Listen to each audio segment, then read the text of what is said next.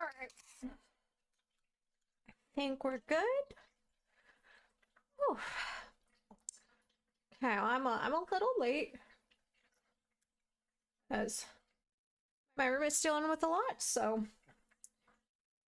And I just got back from a cat sit, so yeah. I don't think a lot of you know I'm live yet because my Discord is always just delayed with notifying. Oops, dropping monster on, not monster, Mountain Dew on my dog. Yeah, it's your Pippi. We're live. Yeah, I can focus on eating my egg sandwich, I guess, while I wait for you guys to come in.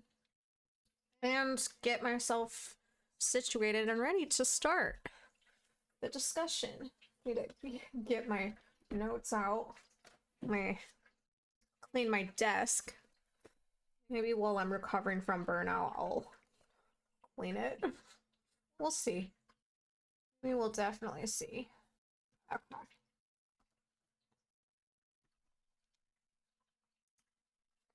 Well, I can start the music. Which, by the way, was great to listen to while I was working till 1:30 a.m. on prep for this.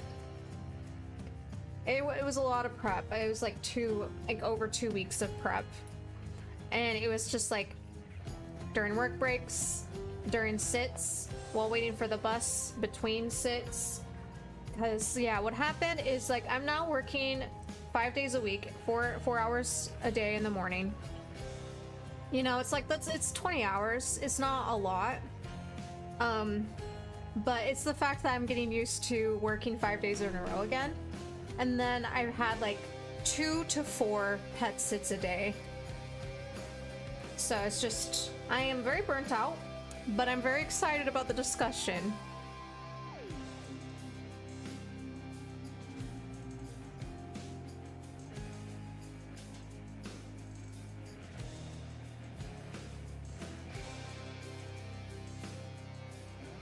Yeah, and I just got back, so I need to eat.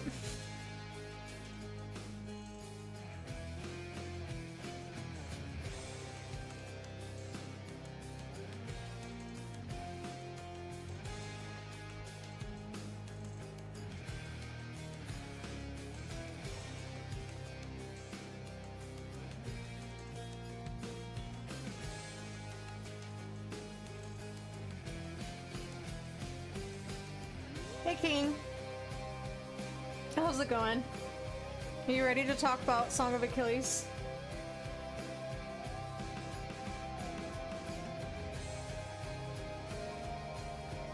Sure, you want to say hi to King? Can you say hi? Yeah. I definitely have a lot to say about Achilles specifically. Because definitely very interesting character. And seeing him through Hattie's eyes. Yeah, she said hi to you. Yeah, she said hi to you. But yeah, we will get into that. We will get into that. By the way, I've been listening to the Iliad. I just got where they went to Achilles with like, here's a list of all the shit we're gonna give you. Please fight with us, and he said no. So yeah, I got to there. So I'm like, okay. I can see the differences definitely already. But you know, it's just like I guess to say that very flawed guy. Pat loves him, so he's gonna glaze him. Yeah. Yeah, we'll get to that. I think it's important to get this out of the way. Song of Achilles, like, while was written by someone who, you know, studied and like has degrees or whatever, it's still a retelling. It's still a retelling from like a different perspective. It's a modern retelling. So there's probably going to be a lot of inaccuracies. Long ass combo in the tent. Yeah, it was. It was.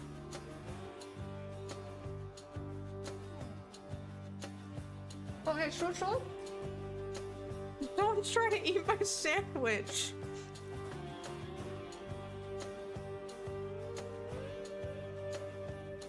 Okay, by the way, I look rough. I'm very burnt out.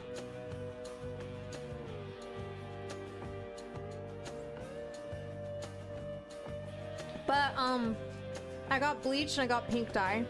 Actually from, the lead singer of Paramore. Her hair dye brand. So we're gonna bleach the bottom layer of my hair and then put pink in. Okay, that was gross.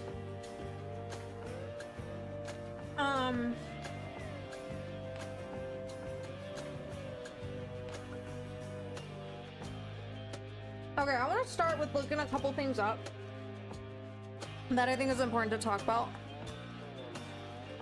before we get into the actual book.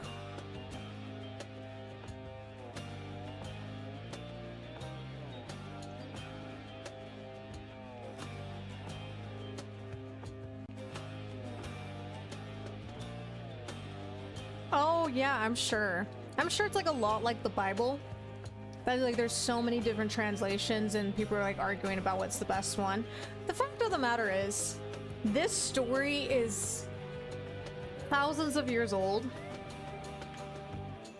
And wasn't like Homer like around long after the events of the supposed war? So it's like we don't even know what actually happened. Like it's a story. Which we'll get into that.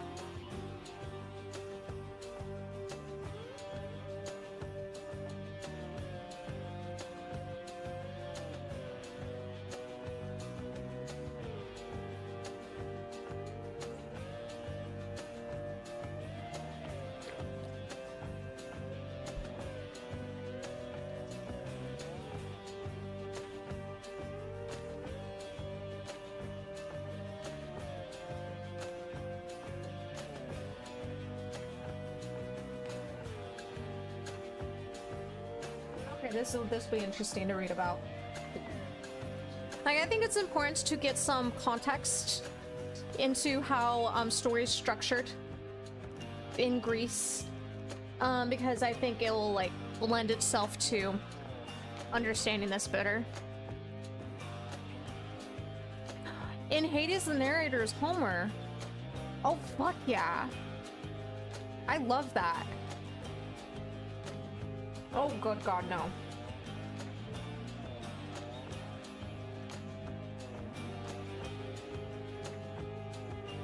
I'm like, if a website looks shitty, I'm not gonna read it.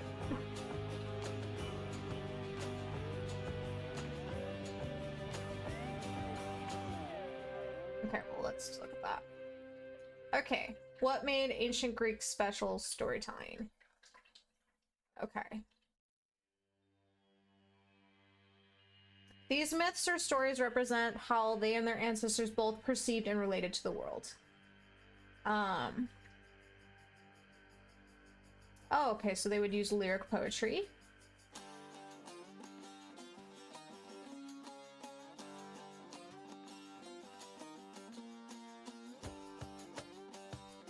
Okay, interesting.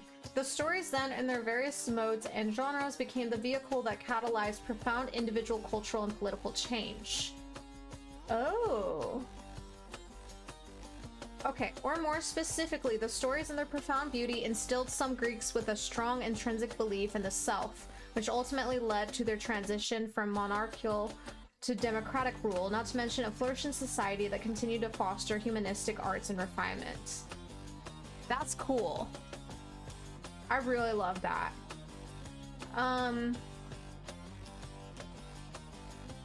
Okay, yeah. We would point to the power of the vehicle of this story because it's within stories that we find this rich context of characters, settings, and plot that allow for both the the profundity of thought, but also beauty. Beauty and its link to the emotive, in my opinion, is what transforms human beings. I could simply or merely impart knowledge, let's call it dry knowledge, and you may learn something. But if or when I could wrap it up in a story, even better, a beautiful story, then and there we find abiding knowledge or transformative knowledge. I think this definitely sums up the way that Madeline Miller writes. Because her prose is definitely beautiful, but within that prose is a rich story that we know a lot about, because we know a lot about the Trojan War, but written from the perspective of a lover, of the hero of the war who had a very tragic, fatal flaw that we're going to talk about. And so it's just the beauty of that prose that lends to that high emotion that really brings about that message that we really need to hear and learn about through this story. And that is how hubris, which as far as I understand, that is a Greek word, and like a lot of the ancient Greeks had that, and so most of the stories is about hubris and how, like, unchecked, it can get you to lose sight of what's important and who's really important, and leads to losing what you love. So it's so good. Okay.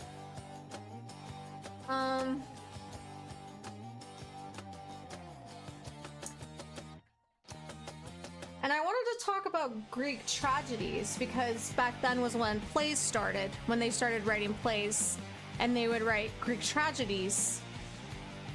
And it's usually like that, like the hero of the story has a tragic flaw. But I can't find what I found this morning, so. I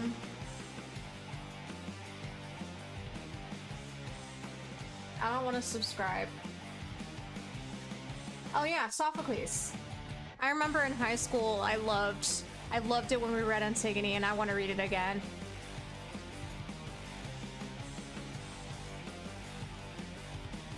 Oh god, this soundtrack slaps.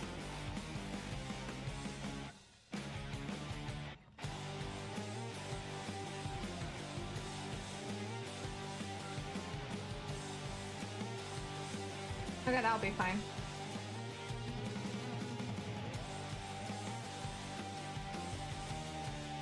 Okay, it was a popular and influential form of drama performed in theaters across ancient Greece from the late 6th century BCE. Began in Athens. To the early art form, the lyrical performance of epic poetry.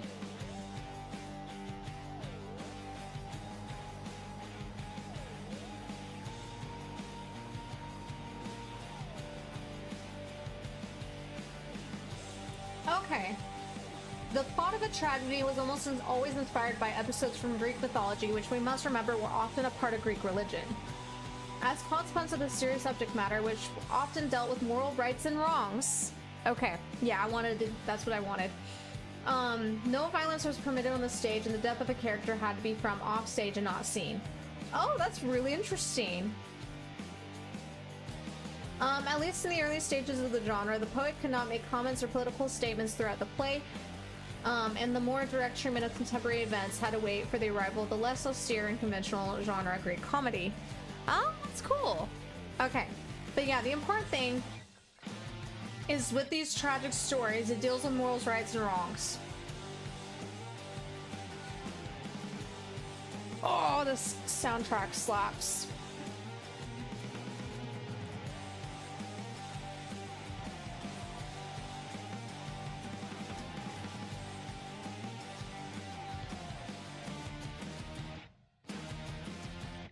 Where's my pen? There it is.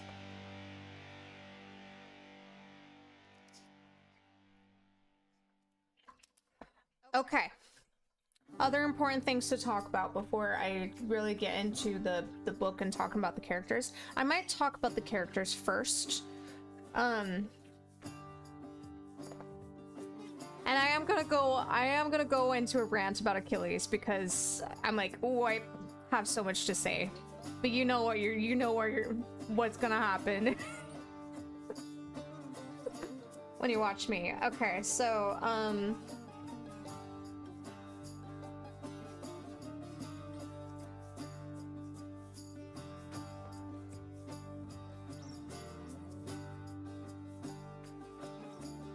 okay, yeah, here, that's what I want. Okay. Stories have always captivated us, and with... What the fuck? Alright. Within the stories, certain characters evoke a particular kind of sadness. Not just sadness from misfortune, but a sadness stemming from a character's own internal feelings. This often arises from what is known as a tragic flaw, a fascinating element of storytelling we'll explore in detail. It's a character trait, a quality within a hero that ultimately leads to their downfall. It's not simply a mistake, but a deeply ingrained characteristic that, while potentially admirable in some contexts,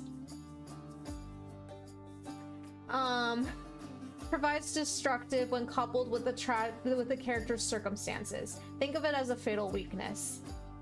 It's important to note that the tragic flaw isn't always a negative trait. Sometimes it's a virtue carried to an extreme. Okay.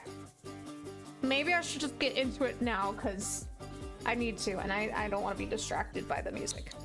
Okay. He is about to get roasted. But nuanced. In a nuanced way.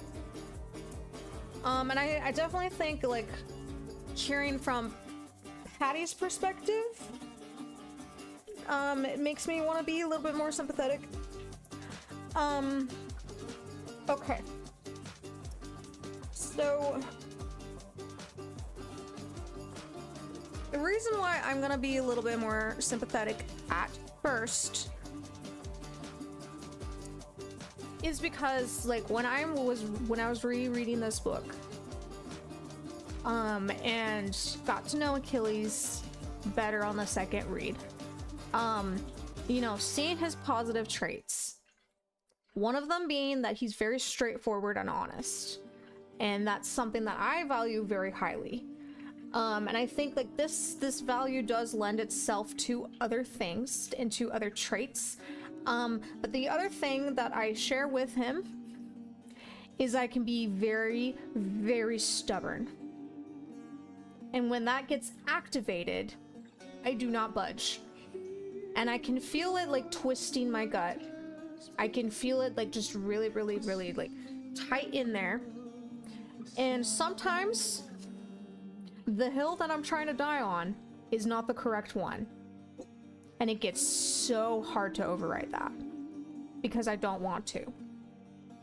So, while reading about Achilles, and when that happened for him, I was like, I get it. I get it. Okay, so we'll just jump into the main thing. And I mean, I will talk about this later. I'll actually read the passage because I think it's important to read the actual passage.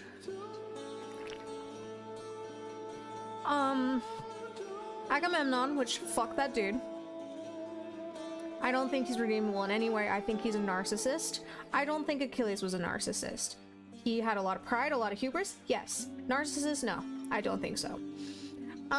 Okay, so Agamemnon just had it out for him because Achilles just wasn't going to respect his rule. And I get it.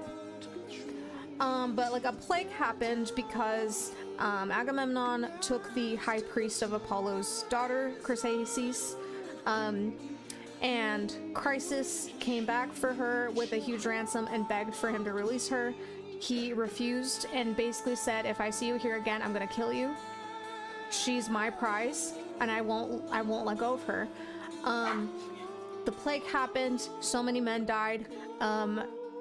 Achilles got up and, like, gathered an assembly, and they got their priest to come, and the priest is like, I'm afraid of pissing a powerful man off. And Achilles is like, I will vouch for you, speak the truth. And he told, you know, what happened, that Apollo was pissed because Agamemnon disrespected the priest. And in order to reverse the plague, and Agamemnon needs to give back Chrysaces and without a ransom and offer sacrifices.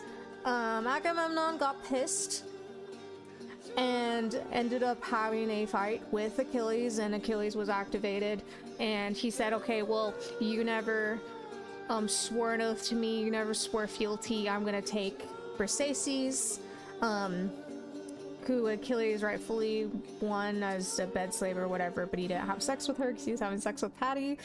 And that it's considered very, very disrespectful to Achilles' honor. And yeah, it's a huge sign of disrespect, and he basically said, fuck you, I'm not fighting in your war anymore. I'm not going to follow a tyrant anymore, basically. And so this is where I agree with him. I'm like, if I was put in that situation, I would absolutely say, fuck you, Agamemnon, I'm not fighting for you anymore. This war is stupid and pointless. I know a lot of it came from Achilles' honor and his pride being wounded and bruised. For me, it would be from doing the right thing. I think there was an element of that for him too. But, you know, it was mostly like self-motivated because his pride was injured. But it's like, I totally understand. And I would probably do the same thing. I'd be like, fuck you, I'm not fighting for you anymore. You're a piece of shit. The problem was, making the deal with Zeus, having his mother make a deal with Zeus, that Zeus gets on the Trojan side, and that led to a lot of people dying on the Greek side. That's where I would draw the line. And then Patty had to say, hey, like, will you please fight for me? Please let go of this. Also, you know, Odysseus and I think Ajax coming to him with like the list of all the shit that Agamemnon would give him, and he said no, because he's like, I want Agamemnon to admit that he was wrong and to apologize to me, basically. But yeah, Patty's saying like, please, if you love me, and he's like, no, anything but this, I will give you anything but this.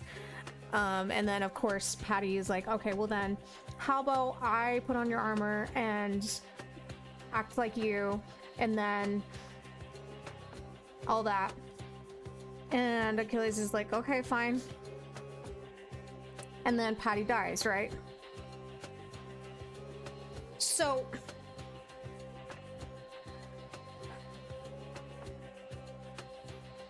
I get it. I would struggle too with going like, I really don't want to fight for Agamemnon. Fuck that guy. I really do not want to fight for him. I do not want to send the message that he's won. I do not want to send the message that he could just push people around like that and dishonor people like that and to be a tyrant. I don't want to send that message. But if my lover was coming to me, then I'd be like, okay, I'm gonna listen to my lover. And also, I need to let this go because what's more important? People's lives. So it's like, it can come from a good place. It can start out from a good place. But it's, you gotta get to the point where you're like, okay, I need to let this go. I need to let this go. I need to think about what's actually important. Is my pride more important, or is other people's lives important? And certainly the life of my lover. So, like, that was the thing. We'll talk about him desecrating Hector's body later, because I will not excuse that one. But that's the thing. That's the thing with the tragic flaw. It is admirable to stand up to a tyrant. It is admirable. Pride is not. And you gotta get to the point that even if you're incredibly stubborn like I am, you have to let it go. You have to let it go or you're gonna hurt people. And it's gonna be people you care about. And so that's the tragedy of it. Okay, anyway. Had to get that one out of the way.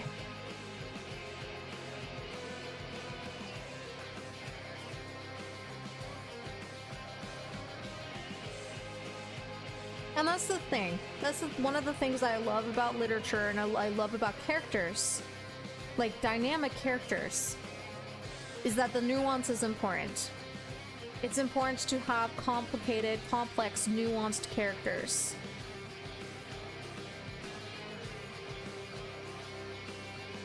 Okay.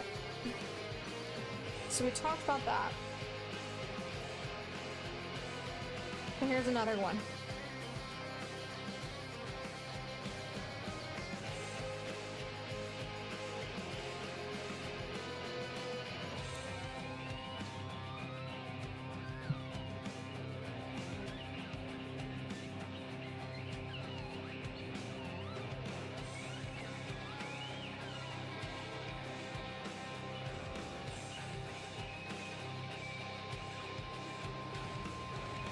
Okay. Here, we can do this one. Anyway, but I'm open to hearing your thoughts.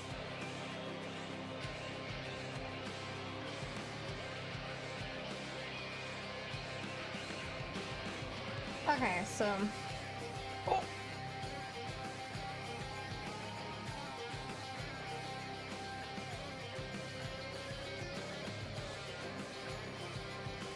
Twistle. You're staring at mommy.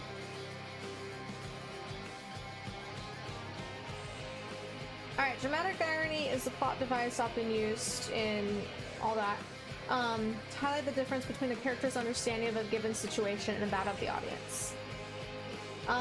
More specifically, in dramatic irony, the reader or audience has a knowledge of some crucial piece of information, while the character or characters to whom the information pertains are in the dark.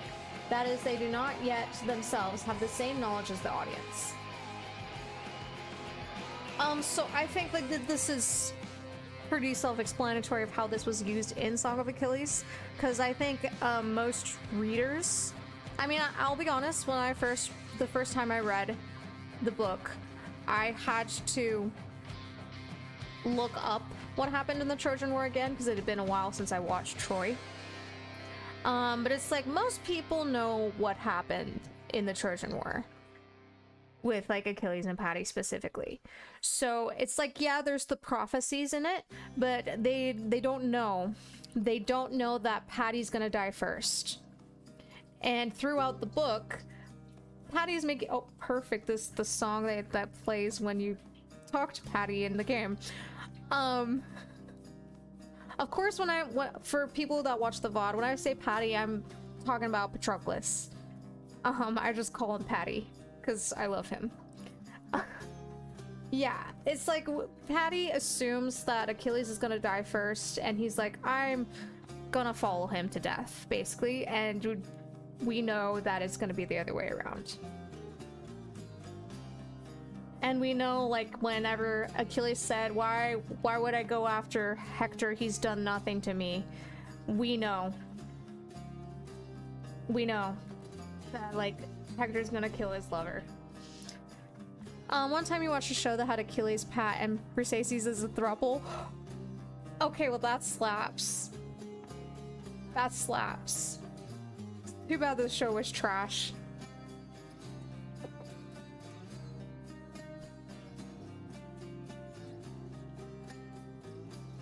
Oh, interesting. Okay, this I didn't know. This type of irony is called dramatic, not because it has any exaggerated or tragic qualities, but because it originated in ancient Greek drama. Ah, there we go. Troy Quintana.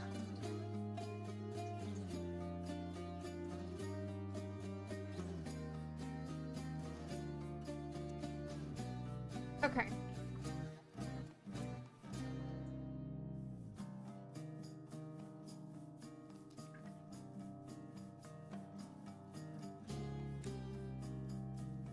Okay, so I also wanted to talk about foreshadowing. It had Paris as the main character. Boo.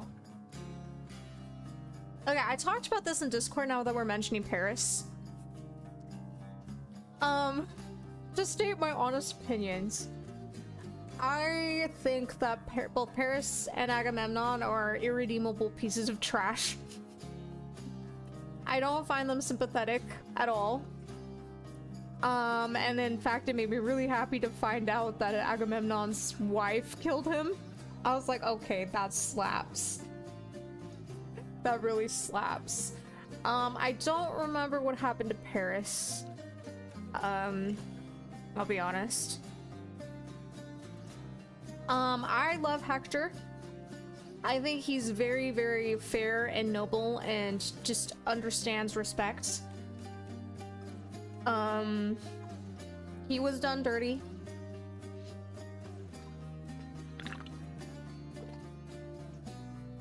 Of course, I love Patty. Like, Patty, I do slightly agree with Briseis. I just think when she was lecturing Achilles, it was really not the right time. I would not have gone off on him like that when he's in the middle of mourning his lover that he's been with for 18 years. I don't think it was the correct time, but I do think Patty was too good for Achilles, to be honest. I still love Achilles. I'm just like, dude, we need to work on that stubborn pride. We need to work on that. Maybe some therapy? But it's like, I don't hate Achilles. I just find him to be a flawed character.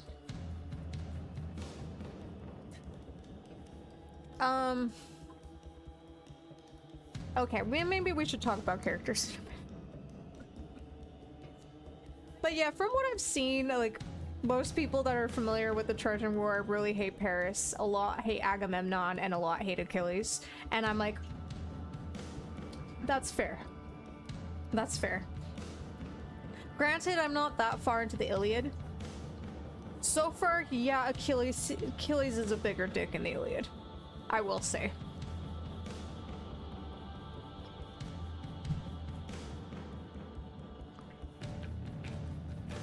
Okay. So I wanted to talk about foreshadowing. It's a literary device when the author is hinting about what will happen towards the end of the story. There is a lot of that in this book. I did list a couple examples. When Patty was... Hey, stop.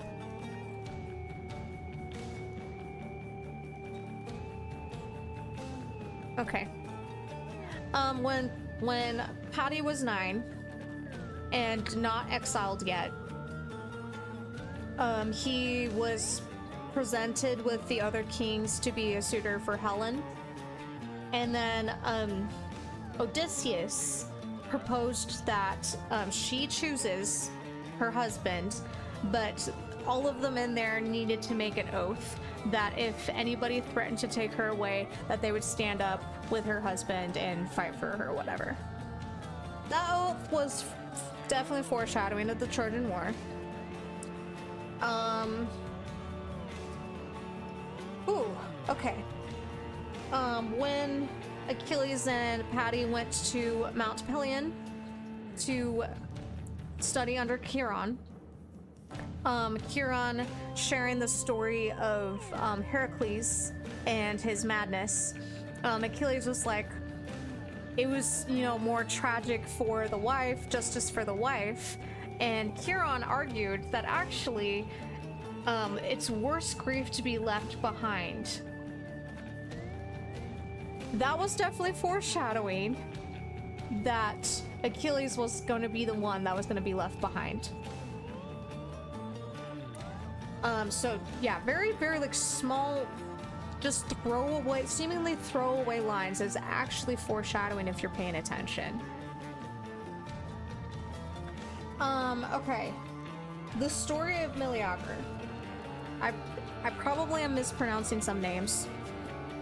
I'm sorry. When they were still kids and living in the palace in Pythia, King Peleus was telling them the story of Meleager, and Achilles was not paying attention because he was busy teasing Patty.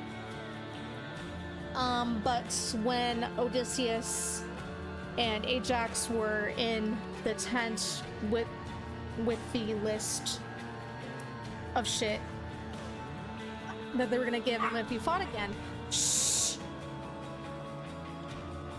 King Peleus' advisor Phoenix retold him the story of Meleager. And actually, let's look that up because I am more curious about it.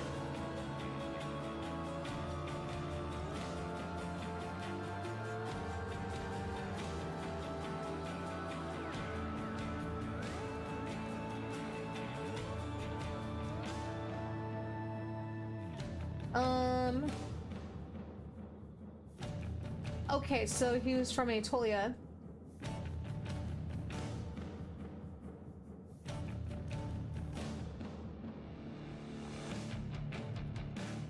Oh, there was a prophecy about him.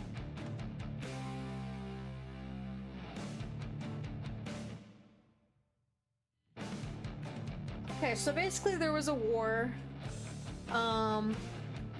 with the Caledonians and his people. And he was also dishonored, so he refused to fight as well. And yeah, a lot of suffering happened, and people went to his wife Cleopatra and begged her to talk to him. And so she talked to him, and he was moved by what she said. So he decided to come back and fight, and did beat them, but it was too little too late because the people already hated him. So that was also foreshadowing that Achilles would be hated, and that Patty would have to go talk to him and beg him.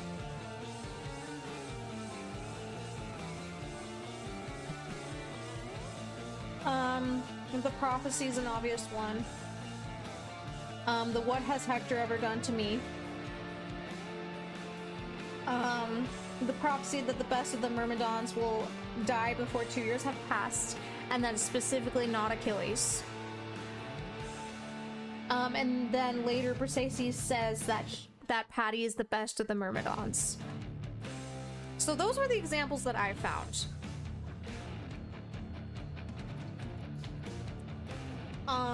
Let me know if you can think of any others.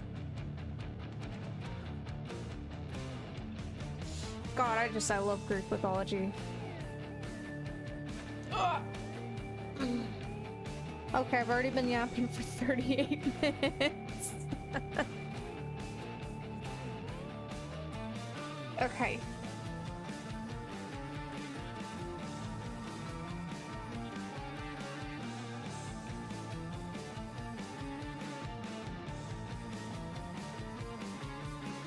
Oh, let me show you how many notes I took. Oh my god. Okay, so yeah. So what I did was when I was reading the book, I was taking detailed notes on each chapter. It was this many pages. And then last night, I summarized all of that into 22 pages. But I'm just like, now that I'm like going through all this shit, I'm like, you've read the book. I don't need to go through the entire book.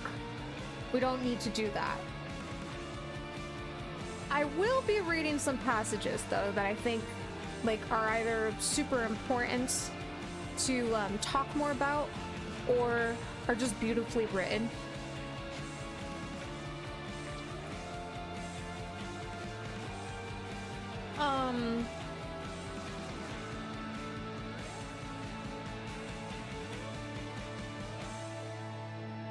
But I think, yeah, I'll talk about the characters first. So, of course, Patroclus, Achilles' companion and eventual lover. They're very cute. Okay. He doesn't like fighting and instead learns medicine. So from Chiron specifically, like, he learns surgery. He's honest. He has integrity. Cares about protecting women. That was a big one. I thought it was really, really just beautiful of him that when like Briseis was on the dais to be distributed, he nudged Achilles because he knew that Agamemnon would have taken her and raped her. And he wanted to protect her, and so he nudged Achilles to claim her. And just whenever he could, he would nudge Achilles to claim the women because he did not want them to be raped by Agamemnon. And then him and Briseis taught the woman Greek. I thought that was really sweet. I'm just like, he's just such a sweetheart and deserved better. Loyal to Achilles, of course, but he is willing to push back against him and to go, hey, dude. And I appreciated that about him. Like, he had integrity. But you know, he also understood Achilles better than anybody and wanted him to be remembered for the good about him. And it's just deserved better. Yeah, but he's just so like attached and in love with Achilles that he's willing to follow him even to death. Yeah.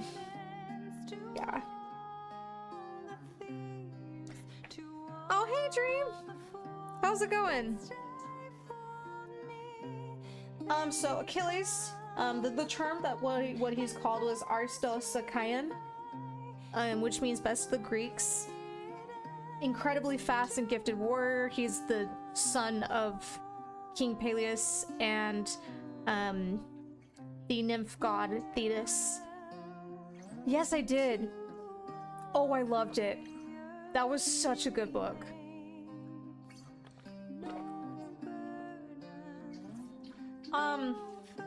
Okay, I really loved how straightforward Achilles was. It's just like, that's the kind of honesty that I share with him. Like, I'm just like, why blah blah blah? Like, what? And like, he was really good for Patty, like specifically when Patty finally talked to him about the fact that he killed a boy on accident. Achilles is like, why didn't you just plead self-defense? Why didn't you just... And like, he didn't even think about that. Yeah, just... He was just very straightforward, very matter-of-fact.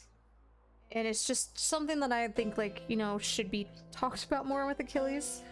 At least in this portrayal of him. There's also the thing that both Patty and Thetis were worried about, that he's way too trusting. Yes! Yes! I was about to get into that. He's very gifted with music.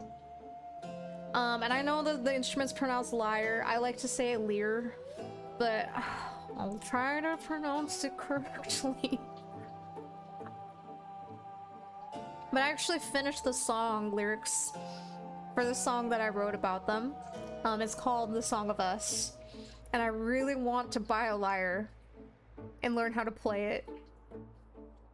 But he was very gifted with music.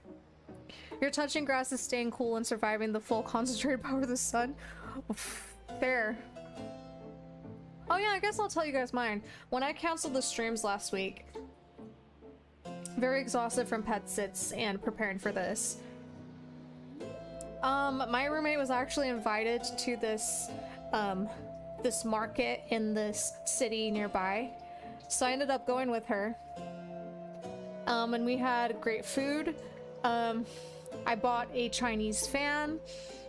Oh, also, okay, I guess we can take a quick break.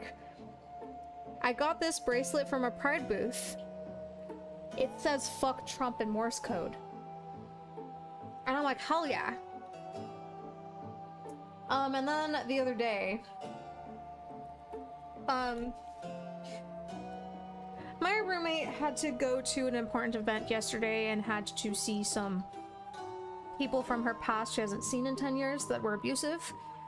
So, me and her, one of her best friends, went to the store with her to get a dress.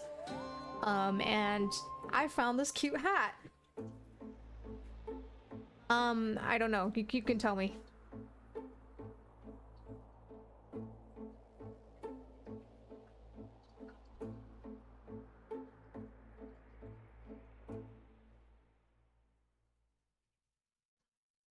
Oh yeah, he is. Yeah, definitely. So I got this cute hat, and it looks like really cute with my long hair. Okay.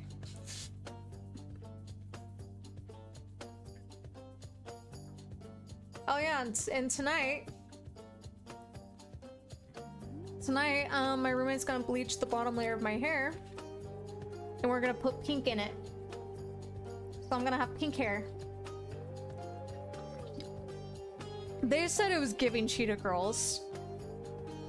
And I was just thinking of like, amigas, cheetahs, friends for life. Very spoony Bardwell, thank you. Yeah, has a problem with hubris. Achilles. Also can't live without Patty. But he does have some honor though. Okay, Odysseus. Very interesting character. Of course he's very clever and cunning, like probably too smart for his own good. He usually played the part of a mediator between Achilles and Agamemnon. Yeah, but he was also a dick. He was definitely a dick. Like, you know, he had his own motivations, but like, he wasn't a complete dick. You could still reason with him. But he was a dick. At least in this story.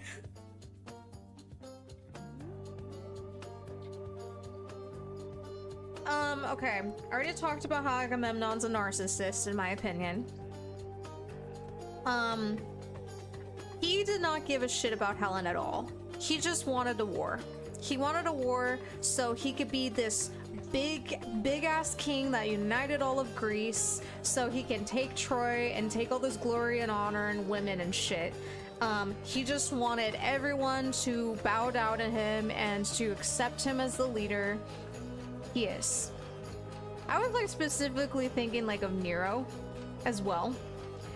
Definitely very much that guy. Anytime Achilles would push back against him, or, you know, do the right thing or anything, he would have a huge crash out, get very like emotional, very red in the face, verbally abusive, because he just wanted to keep the power. I guess to state a couple examples. About 4 years in, there was a mutiny. Because people were like, we want to go home, we miss our loved ones, this war hasn't gone anywhere, we haven't any of that. They blocked the dais, they threw their weapons on there, refused to fight. Agamemnon was trying to get through. One of them spat in his feet, so he took his scepter and like cracked it on the guy's head, and his part of his skull caved in. And he knew like he was fucked then, but Achilles got up and actually motivated the troops to stay. He heard them out, heard their grievances, and then said, okay, you're free to leave, but if you leave once we take Troy, you're not gonna get shit. And they're like, okay, we'll stay, basically. But like, Agamemnon was just so insecure. But also, whenever he was wrong, he refused to admit he was wrong. Even when he took Chrysaces and cursed out Chryses and wouldn't let him have his daughter back, and a fucking plague happened, like, he didn't see where he was wrong. It was unfathomable to him. And I'm like, okay, that's a narcissist. Yeah, he doesn't listen to reason. He doesn't really listen to anybody. Always wants to have control and crashes out over any sign of him being threatened in his power. So like I said, I don't find him relatable or redeemable at all. I do find Achilles relatable and redeemable. Deeply, deeply flawed, and I do not agree with some of the shit he did. But like Agamemnon, I'm like, fuck you. Yes, he is. He is. He did not give a shit about Menelaus and about Helen. He just wanted this war. Yes, yes. Okay, that was another good example. So, they all sailed to this island called like Aulis or something like that. And Artemis was pissed because she knew they would shed a lot of blood. So she stopped the winds. And there was 2 months. 2 months they suffered in the heat with no wind. And they were going crazy. So they asked the priest, I think his name was Calchas. Yeah, right? Right? It does feel like that. They asked Calchas, and Calchas says, it's Artemis. You need to make a sacrifice to appease her. So he requested his own daughter to come because she was a priestess of Artemis, and lied to Achilles and said she's coming to marry him. And while she was up to the altar to meet Achilles, Diomedes dragged her to the altar, and Agamemnon slit her throat. And then they lied to the people saying that she agreed to this. And it was all to appease Artemis. Disgusting, horrible. He killed his own daughter so he could go to war. Thank you for bringing that up.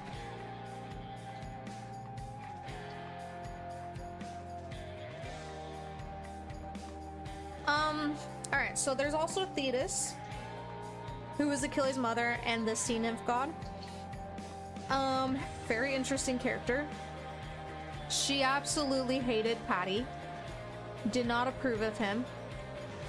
She would visit Achilles all the time. She wanted him to be god and worries about the proxy. Doesn't really care about the humans. She stopped the wind in England last night.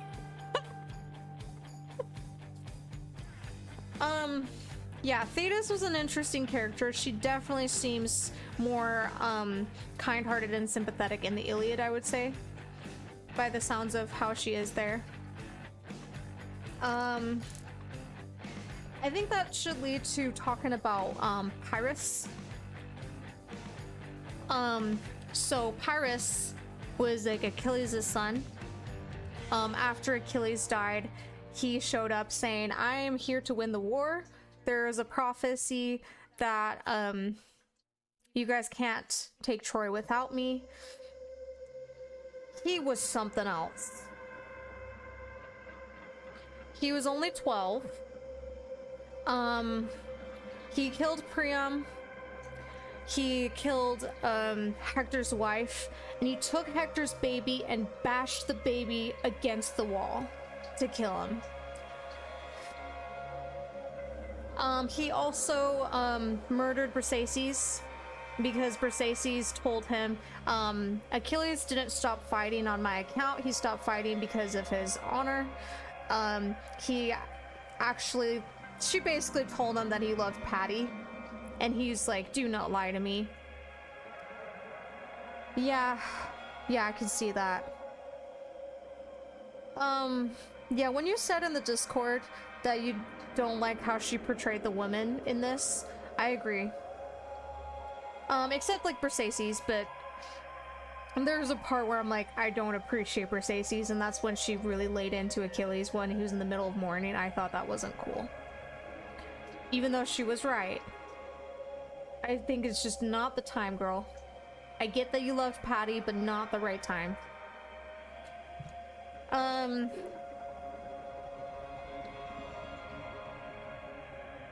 Yeah. But yeah, Pyrrhus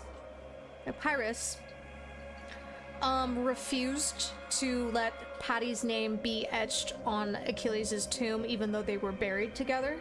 Their ashes were buried together. Because he was like, this guy was a nobody, he dishonors my father, like, he darkens his name. It's like, dude, you didn't know him. You didn't know him at all. And like, even when Patty haunted Odysseus and told him to please talk to him because I want to be with Achilles, and like, he went to talk to him and like was very reasonable, was trying to reason with him, he was like, no. But he did get his end because I guess he took and raped Agamemnon's son's wife or bride or something, and so Agamemnon's son killed him. And I'm like, serves you right, because he was gonna rape Briseis. Just evil. Evil.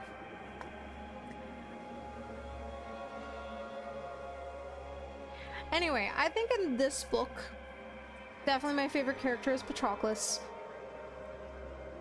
Just too good for this world. Too good for this world. The other characters are either just straight up irredeemable pieces of trash, or I would say morally gray.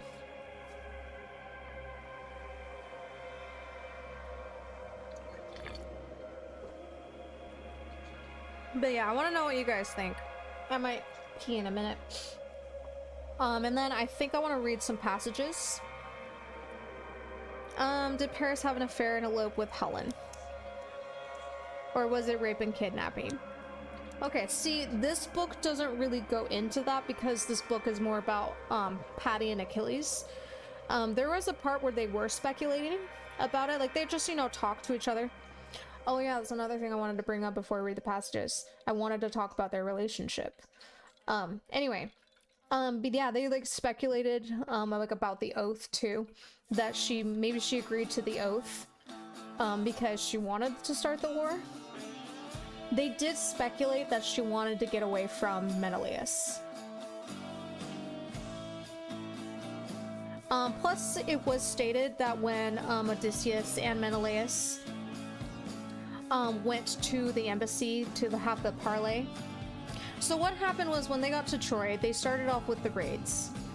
Yeah, they started off with the raids until there were too many refugees for the city of Troy to handle. And then they would ask for the embassy. So during the embassy, King Priam said that she came to us for our protection and I don't turn women away, basically. So we're doubling down. Which I'm like, you know, my opinions on the Trojan War used to be that both sides were fucked. And I still think that to a degree. I think like war should only happen as a very last resort. I am very anti-war. But it's like now that I've learned a bit more, I do side with the Trojans more. Because the Greeks they did not give a shit about Helen at all. They just wanted the war. But you know, as far as I know from the Iliad was, it was Aphrodite. Aphrodite manipulated Paris and Helen. Well, at least Helen.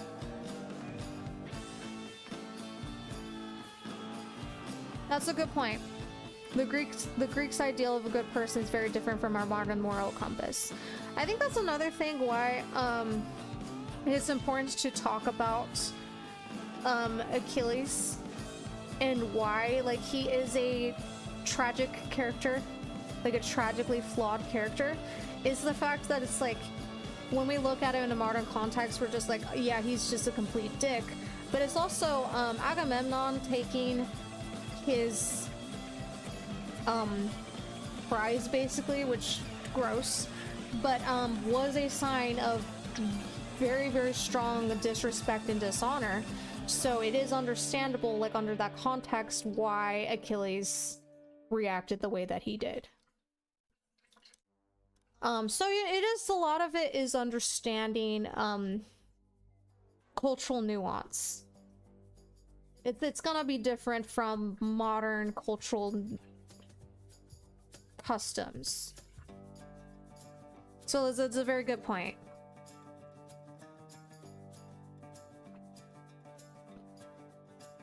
Oh yeah, I wanted to talk about Patty and Achilles' relationship. I do think there was like an element of codependence in there. I mean, they knew each other since they were kids, like since they were 9 years old. Weren't really with anybody else, except, you know, Thetis forcing Achilles to marry. It's hard for me to pronounce her name. In my notes, I just wrote her as D.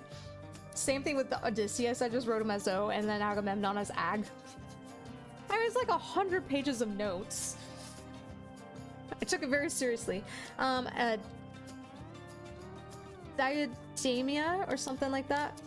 She was like a princess on the island of Skyros, which Thetis took him to and made him dress as a woman because like he was too young to join the war, and she wanted to shelter him from that until he was ready. And it was like according to the prophecy. She forced them to marry and then forced him to have sex with her, and she ended up pregnant, and then the baby was Pyrrhus. And Thetis raised Pyrrhus.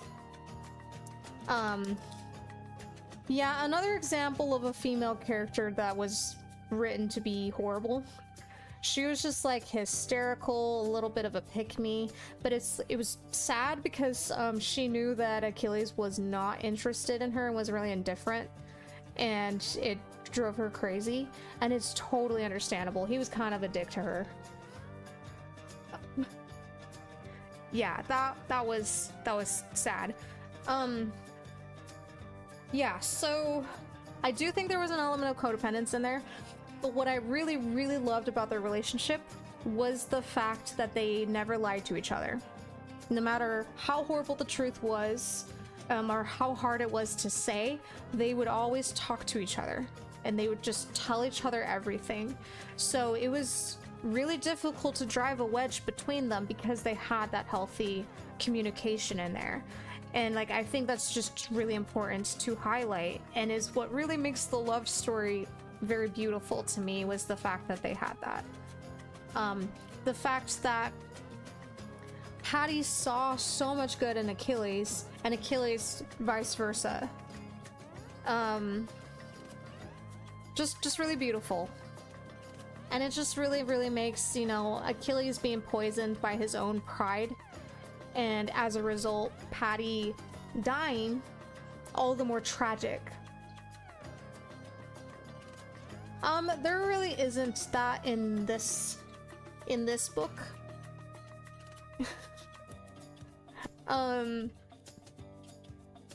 There's nothing about the heel either. Paris shot him through the heart. But you know, I know that story. So that's why I said at the beginning, like, it's important to say that this is a modern retelling, like, thousands of years after the Iliad. There's gonna be some inaccuracies. Alright, I'm gonna pee real quick.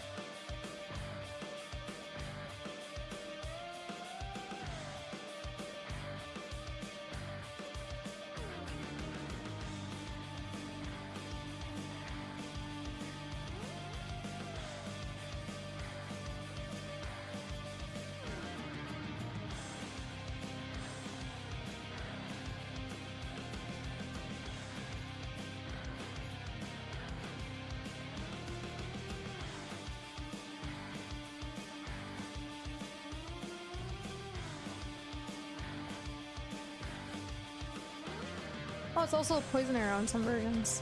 Interesting.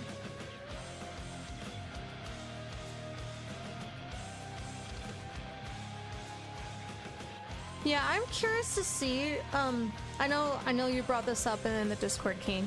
I am also curious about how Circe is. I think that's how you pronounce her name. Yeah, maybe for another book club we'll do that one. Yes, Paris sucks.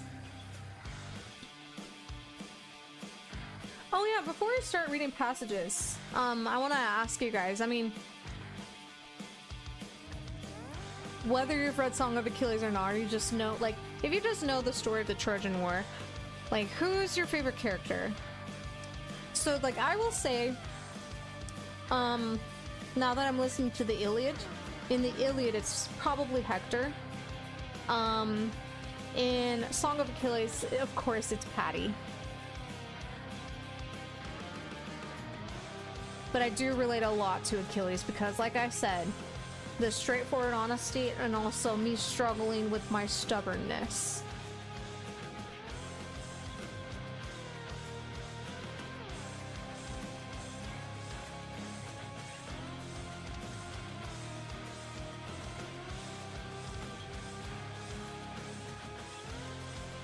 Oh!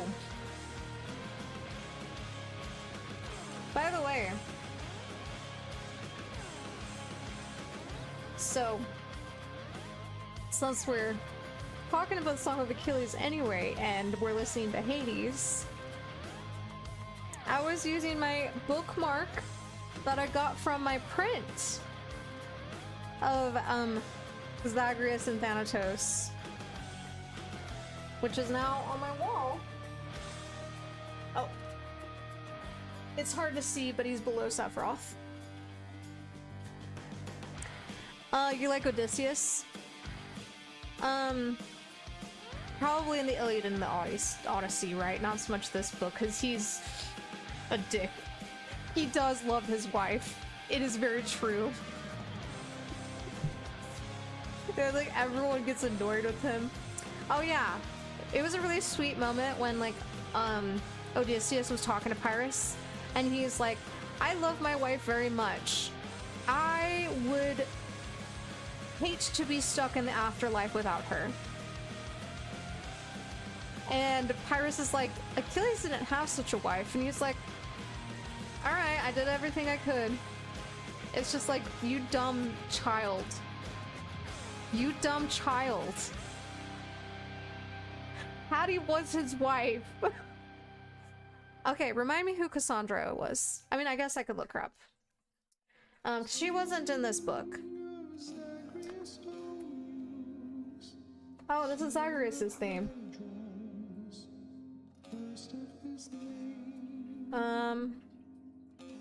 Oh, in terms of the Iliad, gotcha.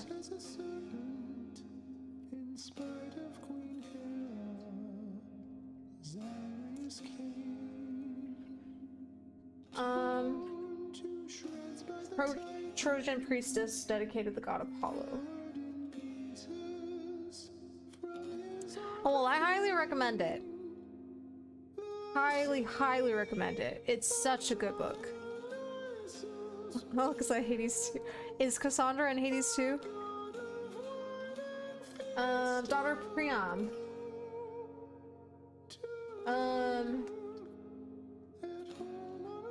Oh, I do know who this is. I do know who this is, yeah, because I started listening to an audiobook about her, that she, yeah, she, had the gift of prophecy, but because she offended Apollo, she was cursed to never be believed. Yes, I know who it is. I know who that is.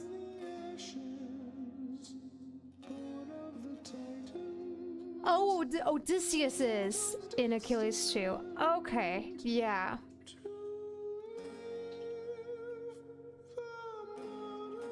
Definitely an interesting character. I do really, really love his cleverness.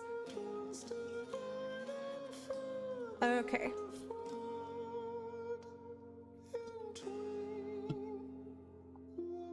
I'm gonna read some passages.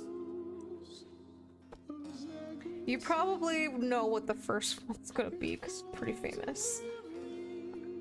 Yeah, I think I need to take these off for this. Yeah, okay. So, this was after, so when they were 16, and we're living on Mount Pelion, So, Achilles found out that Thetis can't actually see what they're doing on the mountain. So this is when they started to have sex. And they were talking. And okay, I'll just read it. Okay. His eyes opened. Name one hero who was happy. I considered. Heracles went mad and killed his family. Theseus lost his bride and father. Jason's children and new wife were murdered by his old... Okay. I need to pronounce things well. Okay, Bellerophon? I don't know. Killed the Chimera, but was crippled by the fall from Pegasus' back. You can't. He was sitting up now, leaning forward. I can't. I know, they never let you be famous and happy. He lifted an eyebrow. I'll tell you a secret. Tell me. I loved it when he was like this. I'm going to be the first. He took my palm and held it to his. Swear it. Why me? Because you're the reason. Swear it. I swear it, I said, lost in the high color of his cheeks, the flame in his eyes.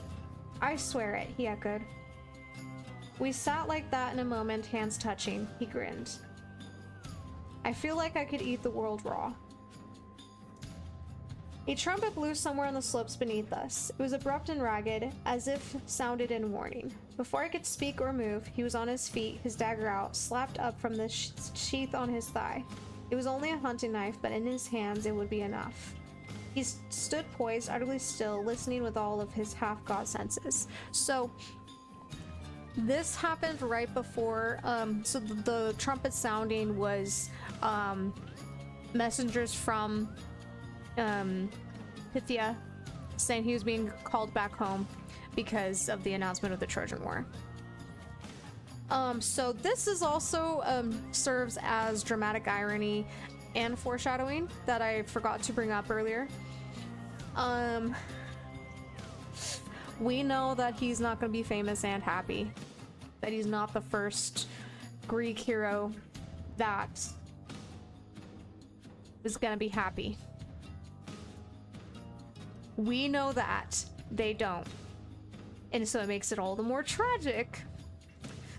And you're like, ah, I wish I could make it all better for you, but I guess I'll play Hades and bring you back together, and then that'll be fine. Yeah. Wrath of Achilles.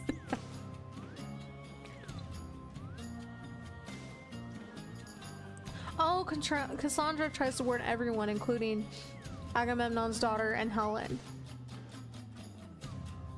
God, it's so sad. Anyway, so it's like very, very, very famous passage of the book. God, I need to wash my hair.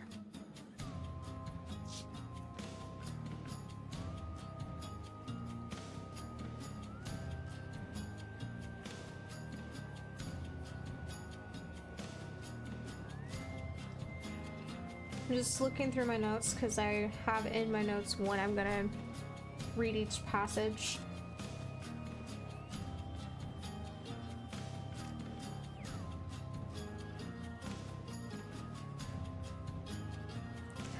That's right. Yeah, he does wound a river god who's like, you have to get through me to get to Hector, and he's like, fuck you.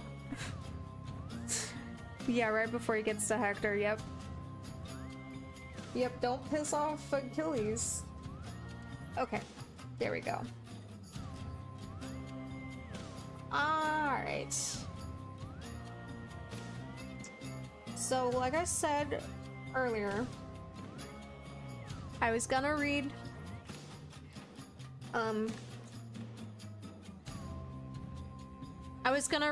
like about the confrontation between Achilles and Agamemnon. So tell 283. Okay. This is gonna be a longer passage.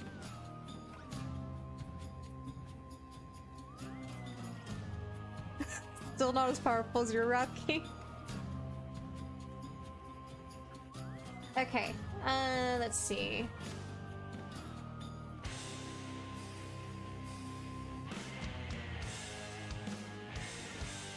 Alright, my cord's still a little too far.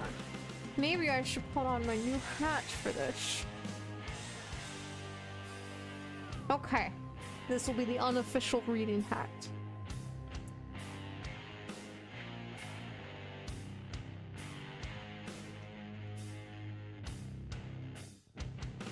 Okay.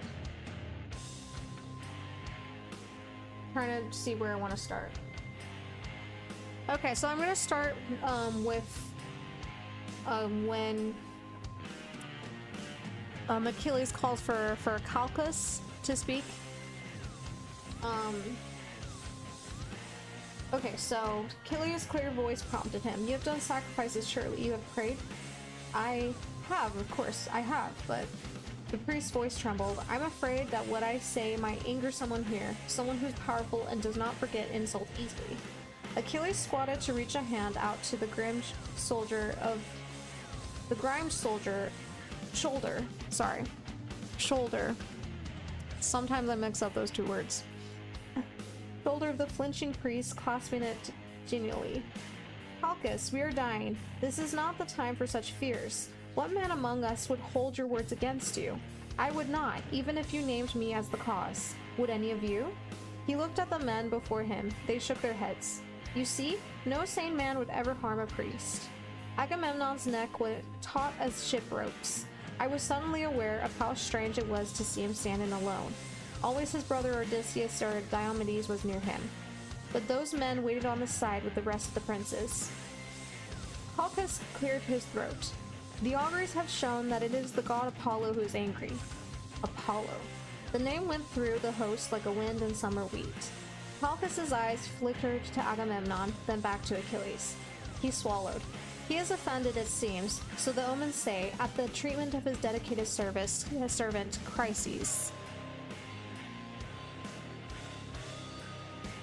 Agamemnon's shoulders went rigid. Calchas stumbled on. To appease him, the girl Chryses must be returned without ransom, and High King Agamemnon must offer prayers and sacrifices. He stopped, his last words gulped down suddenly as if he had run out of air. Agamemnon's face had broken into dark red blotches of shock. It seemed like the greatest arrogance or stupidity not to have guessed he might be at fault, but he had not. The silence was so profound I felt I could hear the grains of sand falling against each other at our feet. Thank you, Calchas, Agamemnon said, his voice splintering the air. Thank you for always bringing good news. Last time it was my daughter. Kill her, you said, because you have angered the goddess. Now you seek to humiliate me before my army. He wheeled on the men, his face twisted in rage. Am I not your general? And do I not see you fed and clothed and honored? Such an abusive dick. And are my Mycenaeans not the largest part of this army? The girl is mine, given to me as a prize, and I will not give her up. Have you forgotten who I am? You're still imagining Brad Pitt. Fair. He paused as if he hoped the men might shout, no, no, but none did. Pathetic loser. But a bit younger. Okay. King Agamemnon. Achilles stepped forward. His voice was easy, almost amused. I don't think anyone has forgotten that you are a leader of this host. But you do not seem to remember that we are kings in our own right, or princes, or heads of our families. We are allies, not slaves. A few men nodded. More would have liked to. Now, while we die, you complain about the loss of a girl you should have ransomed long ago. You say nothing of the lives you have taken, or the plague you have started. Period. Agamemnon made an inarticulate noise, his face purple with rage. Achilles held up a hand. I do not mean to dishonor you. I only wish to end the plague. Send the girl to her father and be done. Agamemnon's cheeks were creased with fury. I understand you, Achilles. You think because you're the son of a sea nymph, you have the right to play high prince wherever you go. You have never learned your place among men. Ooh. Okay, I don't know who that is. I will look him up. Achilles opened his mouth to answer. You will be silent, Agamemnon said, words lashing like a whip. You will not speak another word or you will be sorry. Or I will be sorry? Achilles' face was very still. The words were quiet but distinctly audible. I do not think, High King, that you can afford to say such things to me.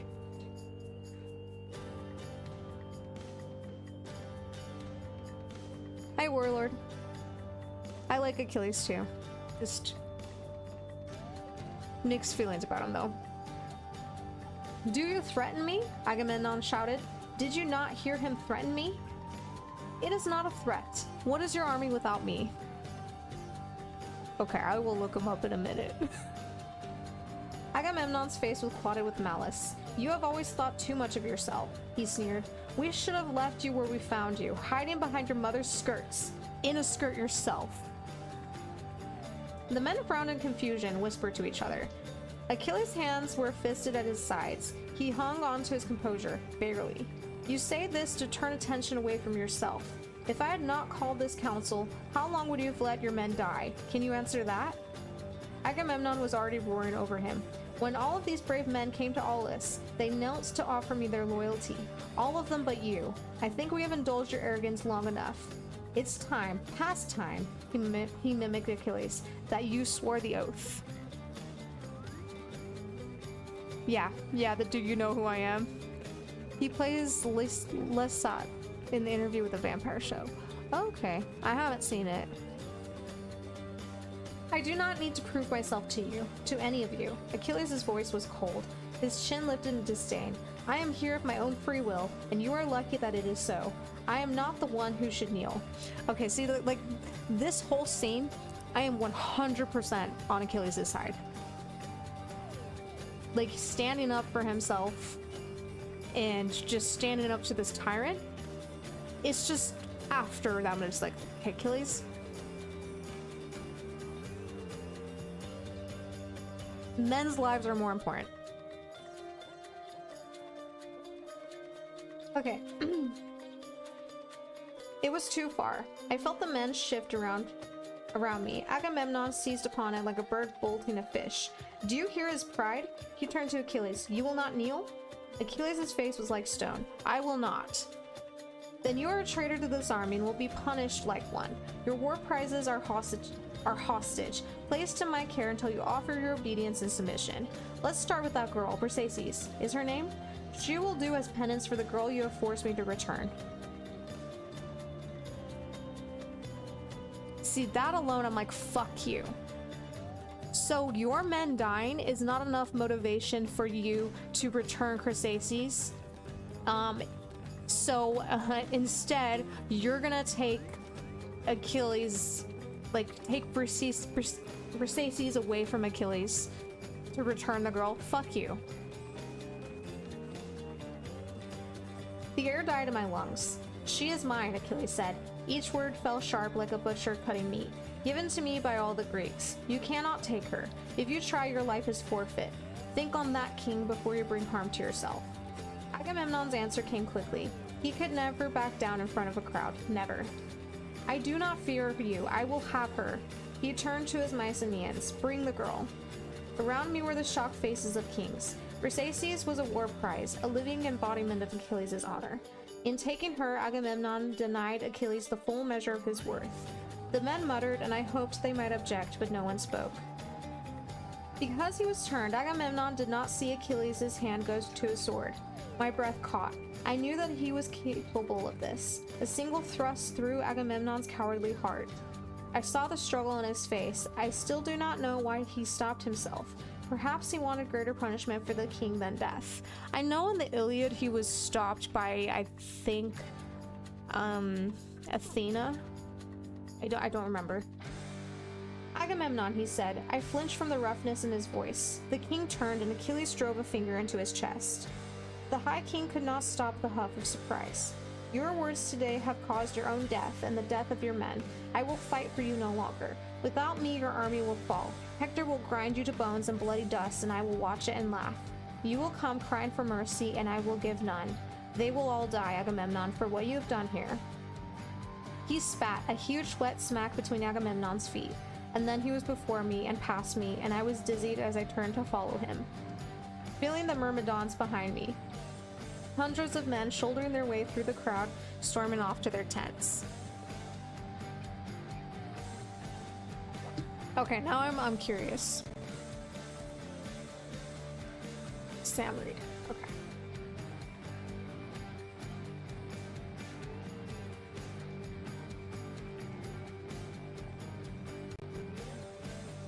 Ooh.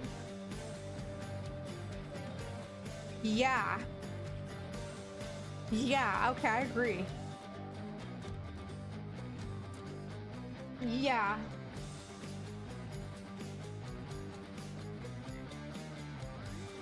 Okay, yeah, yeah. Aggie Karen Trump only ever brings his daughter up when he's trying to win the argument, yeah. Just typical narcissist behavior. Okay. So I think, you know, reading that passage, just like, you're like, I'm with you, Achilles. I'm with you. Just later, you're like,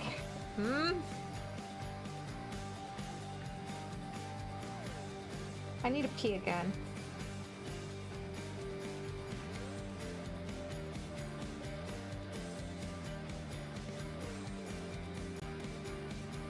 Okay, I don't need to read that one.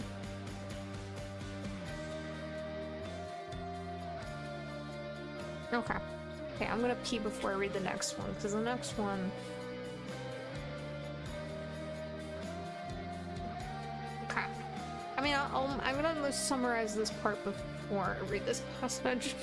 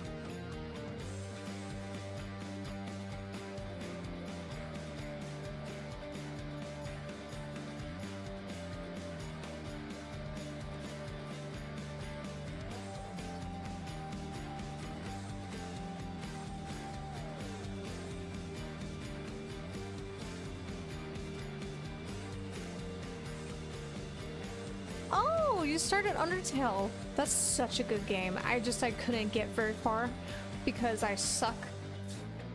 And I was doing the pacifist run, and that's very hard. I'm just like, I can't kill these characters. Oh yeah, the Myrmidons. Yep, they're Ant-Man. Yep. Yep, so they called them that because there was a legend that Zeus created Pythians from ants. Yeah.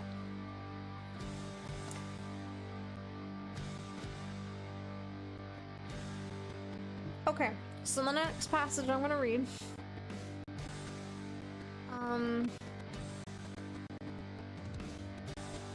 Okay. Yep, it's when, yeah, so like Sarpedon has, you know, showed up, and like him and Hector have gotten to the point where they have breached the wall and they're starting to light the ships on fire. Yeah, starting to light the ships on fire, and people like have been coming to Patty. And like Patty had been working in the medical tent, so he knew all the men. He knew all the men by name. He knew a lot about them, and they were dying. You're doing pacifist? Oh, and then like, oh, I can't wait till you get to like Undyne. I love Undyne so much. Yeah, and Undyne's a lesbian. Yep. Okay. Anyway, so, yeah, they're like begging him to go talk to Achilles. He's reminded of Meleager and Cleopatra. So let's see, 322.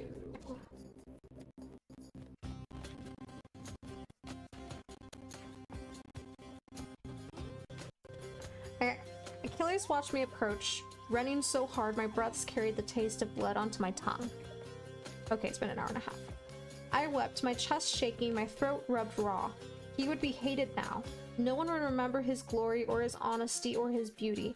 All his gold would be turned to ashes and ruin. What has happened? He asked. His brow was drawn deep in concern. Did he truly not know? They are dying, I choked out. All of them. The Trojans are in the camp. They are burning the ships. Ajax is wounded. There is no one left but you to save them. His face had gone cold as I spoke. If they are dying, it is Agamemnon's fault. I told him what would happen if he took my honor. Last night he made a noise in his throat. He offered nothing. Some tripods, some armor, nothing to make right his insult or to admit his wrong. I have saved him time and again. His army, his life. His voice was thick with barely restrained anger. Odysseus may lick his boots, and Diomedes and all the rest, but I will not. He is a disgrace, I clutched at him like a child. I know it, and all the men know it too. You must forget him. It is as you said, he will doom himself, but do not blame them for his fault. Do not let them die because of his madness. They have loved you and honored you. Honored me? Not one of them stood with me against Agamemnon. No, not one of them spoke for me. And I see his perspective there, like the men, very cowardly. Very, very cowardly, but it's also like, what do you expect? Like they're sheep, they're easily swayed. They're easily convinced. Yes! I love Stray Gods. I've played it a few times and I know the songs. If you guys want me to do a run sometime, I will. I will. I fucking love that game. And I've played the DLC as well. The DLC is not as good. Okay.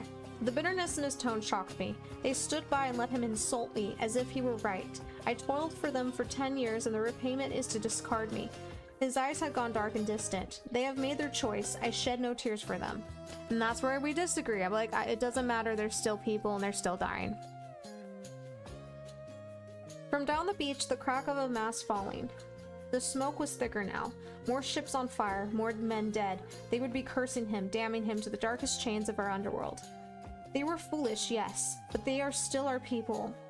The Myrmidons are our people. The rest can save themselves. He would have walked away, but I held him to me. You are destroying yourself. You will not be loved for this. You will be hated and cursed. Please, if you... Patroclus. The word was sharp as if he had never spoken it. His eyes bore down on me, his voice like the judge's sentence. I will not do this. Do not ask again. Oh, you got to the part with the duet with Persephone? She's so hot. Oh my god. Okay. I stared at him, straight as a spear stabbing the sky. I could not find the words that would reach him. Perhaps there were none. The gray sand, the gray sky, and my mouth parched and bare. It was like the end of all things. He would not fight. The men would die and his honor with it. No mitigation, no mercy. Yet still my mind scrabbled in its corners, desperate, hoping to find the thing that might soften him. I knelt and pressed his hands to my face. My cheeks flowed with tears unending, like water over dark rock. For me, then, I said, save them for me. I know what I'm asking of you, but I ask it for me. He looked down at me, and I saw the pull my words had on him, the struggle in his eyes. He swallowed. Anything else, he said. Anything, but not this. I cannot. I looked at the stone of his beautiful face and despaired. If you love me... No. His face was stiff with tension. I cannot. If I yield, Agamemnon can dishonor me whenever he wishes. The kings will not respect me nor the men. He was breathless as though he had run far. Do you think I wish them all to die? But I cannot. I cannot. I will not let him take this from me. See, again, I get it because I'm very, very stubborn. It'd be incredibly hard for me to let it go, but it's like, you have to. Then do something else. Send the Myrmidons at least. Send me in your place. Put me in your armor and I will lead the Myrmidons. They will think it is you. The words shocked us both. They seemed to come through me, not from me, as though spoken straight from a god's mouth. Yet I seized on them as a drowning man. Do you see? You will not have to break your oath, yet the Greeks will be saved. He stared at me. But you cannot fight, he said. I will not have to. They are so frightened of you. If I show myself, they will run. No, he said, it's too dangerous. Please, I gripped him. It isn't. I will be alright. I won't go near them. Automedon will be with me and the rest of the Myrmidons. If you cannot fight, you cannot. Let's save them this way. Let me do this. You said you would grant me anything else.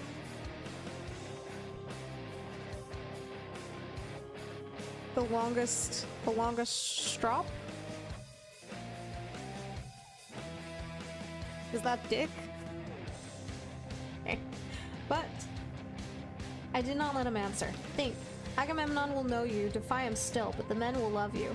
There is no fame greater than this. You will prove to them that your phantom is more powerful than Agamemnon's whole army. He was listening. It will be your mighty name that saves them, not your spear arm. They will laugh at Agamemnon's weakness then, do you see? So it's like he had to appeal to his pride. Oh, means tantrum. Oh, okay, thank you. I watched his eyes, saw the reluctance giving way inch by inch. He was imagining it, the Trojans fleeing from his armor, outflanking Agamemnon, the men fallen at his feet in gratitude. He held up his hand. Swear to me, he said. Swear to me that if you go, you will not fight them. You will stay with Automedon in the chariot and let the Myrmidons go in front of you.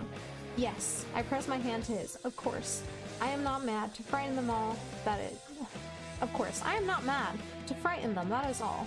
I was drenched and giddy. I'd found a way through the endless corridors of his pride and fury. I would save the men. I would save him from himself. You will let me?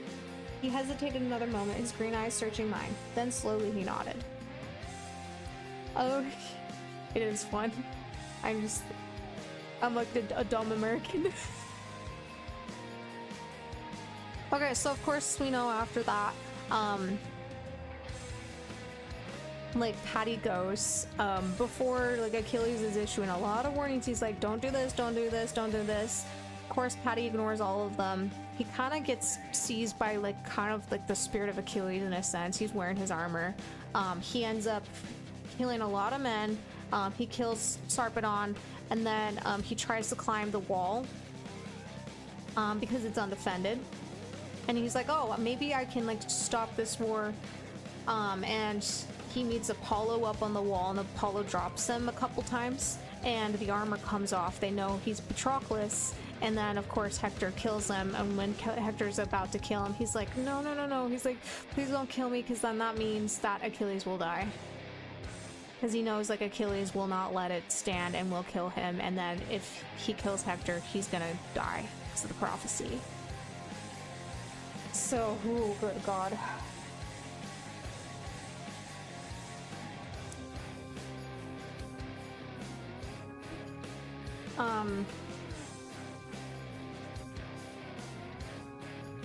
So I'm gonna read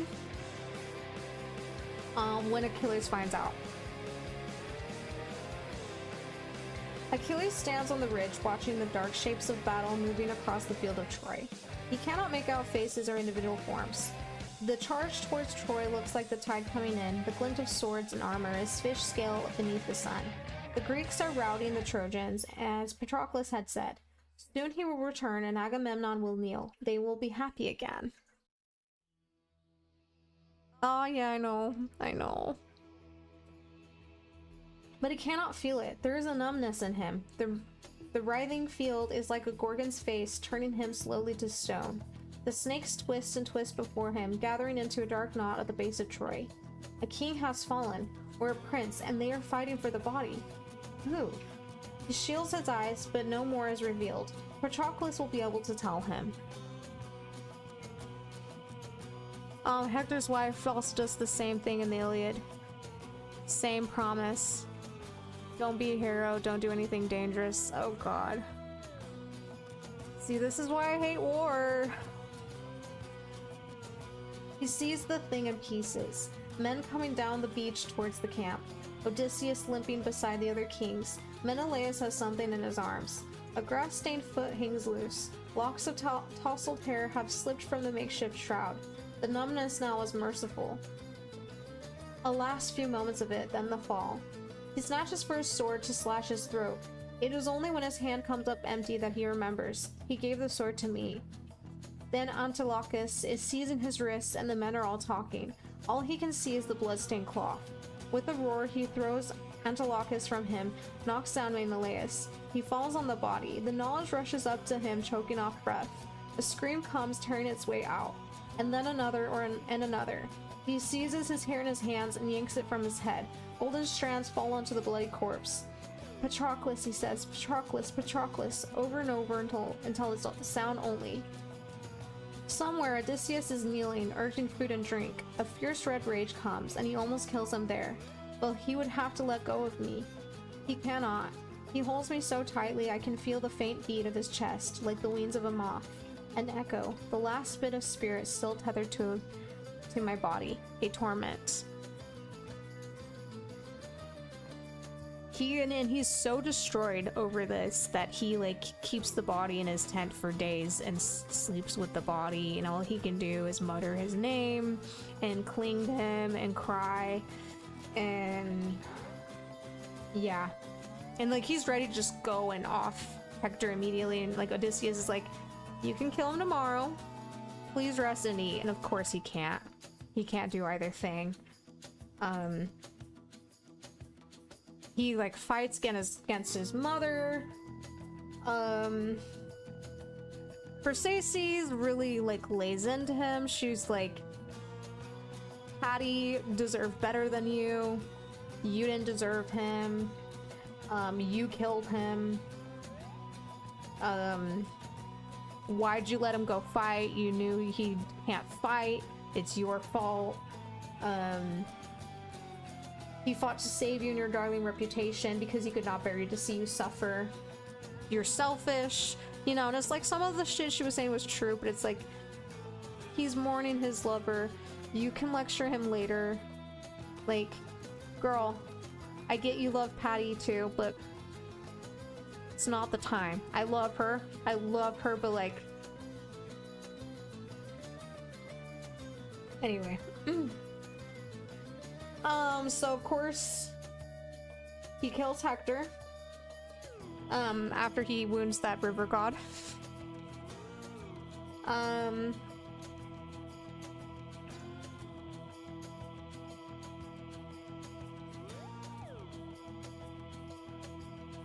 He has a last fight with his mother. She basically said like she's glad that Patty's dead. She never liked him. Oh yeah, then this section that I cannot ever excuse him for was dragging Hector's body, even though Hector specifically told him, after you kill me, please return my body to my family so they can properly bury me. And he doesn't. He drags his corpse around the chariot 3 times a day.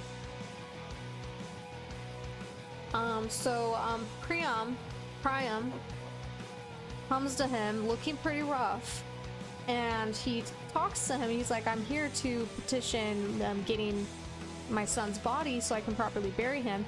And like Achilles treats him with a lot of hospitality. Yeah, I'll talk about that in a minute. He notices Patroclus on his bed, and he's like, who's that? He's like, Philtados, my most beloved. He's like, okay, I'm sorry about your loss. One grieving man to another. Will you please return my son's body to me? And that gets through to him.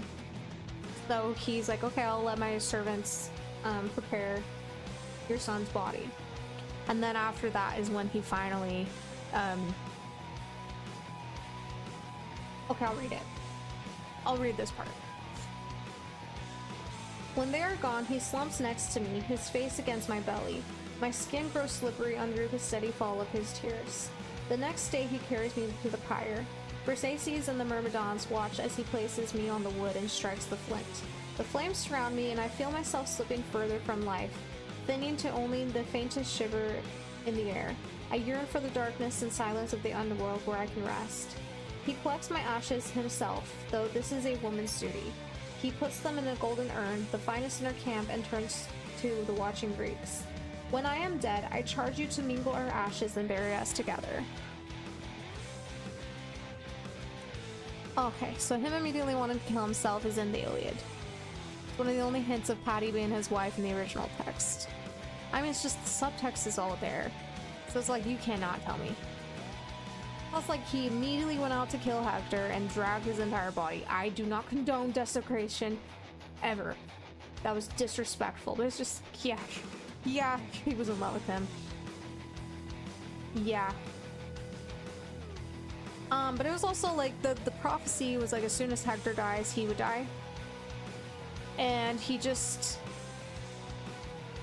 like when Paris finally shot him, he was relieved. He was relieved because he could not live without him.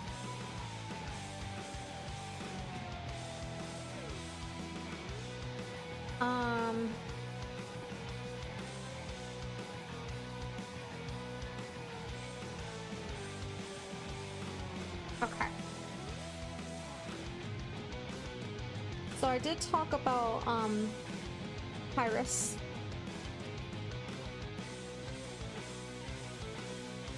My wife. So yeah, I talked about Pyrrhus, that he refused to let. He's like, I can't separate their ashes, but the monuments for just Achilles.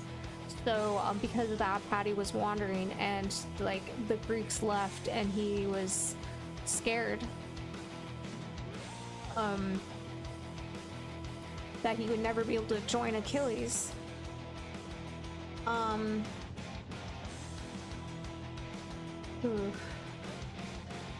Okay. I'm trying to decide how much I need to read of this part. Okay, I think I'll read the whole thing. Okay. Oh, I wonder where we're at in the soundtrack. Okay.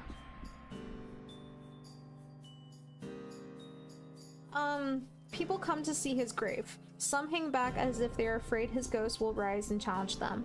Others stand at the base to look at the scenes of his life carved on the stone. They are a little hastily done, but clear enough. Achilles killing Memnon, killing Hector, killing Penthesilea. Nothing but death. This is how Pyrrhus' tomb might look. Is this how he will be remembered? Thetis comes. I watch her, withering the grass where she stands. I have not felt such hatred for her in a long time. She made Pyrrhus and loved him more than Achilles. She is looking at the scenes on the tomb, death after death. She reaches as if she will touch them. I cannot bear it. Thetis, I say. Her hand jerks back. She vanishes. Later she returns. Thetis. She does not react, only stands looking at her son's tomb. I am buried here, in your son's grave. She says nothing, does nothing. She does not hear. Every day she comes. She sits at the tomb's base, and it seems that I can feel her cold through the earth, the slight searing smell of salt. I cannot make her leave, but I can hate her. You said that Chiron ruined him. You are a goddess, and cold and know nothing. You are the one who ruined him. Look how he will be remembered now. Killing Hector, killing Troilus, for things he did cruelly in his grief. It hurts. Her face is like stone itself. It does not move. The days rise and fall. Perhaps such things pass for virtue among the gods. But how is there glory in taking a life? We die so easily. Would you make him another Pyrrhus? Let the stories of him be something more. Oh my god, really? I love that. What more? She says. For once I am not afraid. What else can she do to me? Returning Hector's body to Priam, I say. That should be remembered. She is silent for a long time. And his skill with the lyre, his beautiful voice. She seems to be waiting. The girls. He took them so they would not suffer at another king's hands. That was your doing. Why are you not with Pyrrhus? Something flickered in her eyes. He is dead. I am fiercely glad. How? It is a command almost. He was killed by Agamemnon's son. For what? She does not answer for some time. He stole his bride and ravished her. Whatever I want, he said to Perseus. Was this the son you prefer to Achilles? Her mouth tightens. Have you no more memories? I am made of memories. Speak then. I almost refuse, but the ache for him is stronger than my anger. I want to speak of something not dead or divine. I want him to live. At first it is strange. I am used to keeping him from her, to hoarding him for myself. But the memories well up like spring water, faster than I can hold them back. They do not come as words, but like dreams, rising as scent from the rain-wet earth. This I say, this and this. The way his hair looked in summer sun, his face when he ran, his eyes, solemn as an owl at lessons. This and this and this. So many moments of happiness crowding forward. She closes her eyes. The skin over them is the color of sand in winter. She listens, and she too remembers. She remembers standing on a beach, hair black and long as a horse's tail. Slate-gray waves smash against rocks. Then a mortal's hands, brutal and bruising on her polished skin. The sand scraping her raw, and the tearing inside. The gods, after, tying her to him. She remembers feeling the child within her, luminous in the dark of her womb. She repeats to herself the prophecy that the three old women spoke to her. Your son will be greater than his father. The other gods had recoiled to hear it. They knew what powerful sons do to their fathers. The Zeus's thunderbolts still smell of singed flesh and patricide. They give her to a mortal, trying to shackle the child's power, dilute him with humanity, diminish him. She rests her hand on her stomach, feels him swimming within. It is her blood that will make him strong, but not strong enough. I am a mortal, he screams at her, his face blotchy and sodden and dull. Why do you not go to him? I cannot. The pain in her voice is like something tearing. I cannot go beneath the earth. The underworld with its cavernous gloom and fluttering souls where only the dead may walk. This is all that is left, she says, her eyes still fixed on the monument, an eternity of stone. I conjure the boy I knew, Achilles grinning as the figs blur in his hands, his green eyes laughing into mine. Catch, he says. Achilles outlined against the sky, hanging from a branch over the river, the thick warmth of his sleepy breath against my ear. If you have to go, I will go with you. My fears forgotten in the golden harbor of his arms. The memories come and come. She listens, staring into the grain of stone. We are all there, goddess and mortal and the boy who is both. The sun is setting over the sea, spilling its colors on the water's surface. She is beside me, silent in the blurry creeping dusk. Her face is as unmarked as the first day I saw her. Her arms are crossed over her chest as if to hold some thought for herself. I have told her all. I have spared nothing of any of us. We watch the light sink into the grave of the western sky. I could not make him a god, she says, her jagged voice rich with grief. But you made him.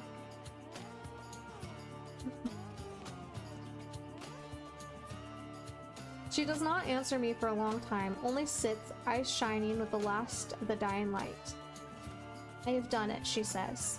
At first I do not understand, but then I see the tomb and the marks she has made on the stone. Achilles, it reads, and besides it, Patroclus. Go, she says, he waits for you. In the darkness, two shadows reach through the hopeless heavy dusk. Their hands meet, and light spills in a flood like 100 golden urns pouring out of the sun. And that's the end of the book.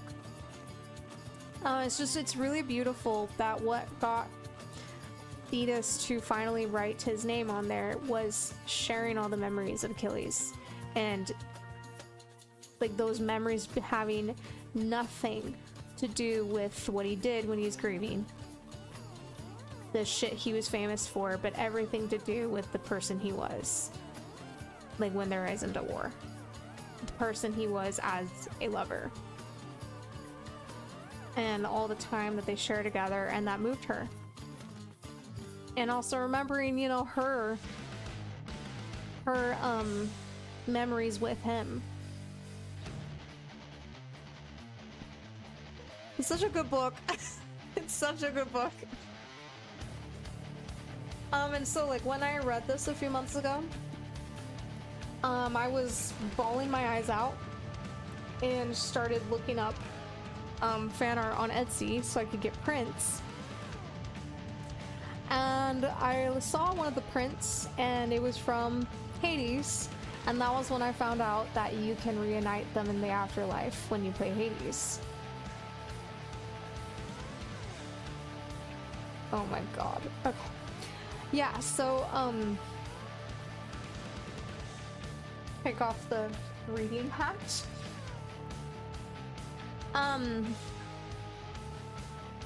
Yeah, so one of the great things about what was great about Hades is Achilles is there in the house of Hades. He becomes like a mentor to Zagreus and trains him. Those memories came a lot. Yeah, so he trains Zagreus and he expresses to Zagreus that he regretted a lot of the choices he made in his life during the war. And especially how Patty died as a result. He held so much guilt for what happened to Patty and knew that it was his fault. And so it's beautiful because as Zagreus, you're going between the two and like helping them communicate with each other, and eventually you reunite them. Also, Achilles sacrificed his spot in Elysium so that Patty could be there instead of like Asphodel or Tartarus. It was probably Asphodel is where he would have ended up. Yeah. So yeah, he sacrificed his own spot and made a deal with Hades to serve in his house just so Patty could be in paradise, basically. And that's why people call Hades the unofficial sequel to Song of Achilles.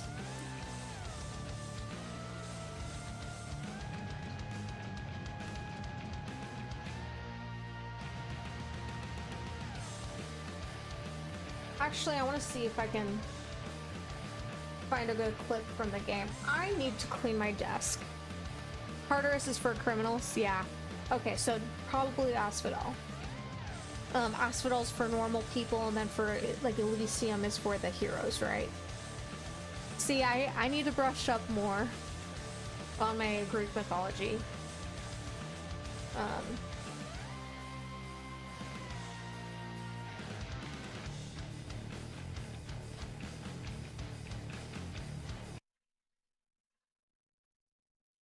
You would be down there for pirating movies.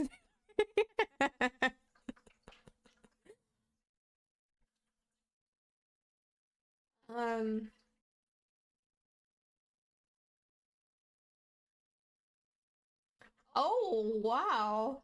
Okay.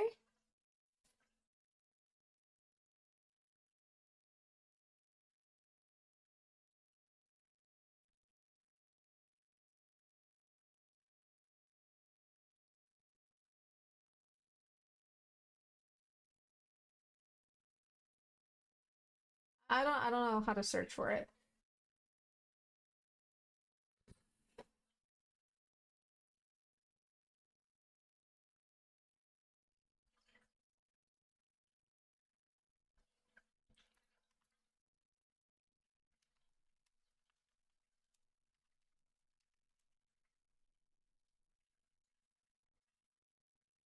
Oh, I'm just seeing them, and I'm like, my son, well, my son and son-in-law.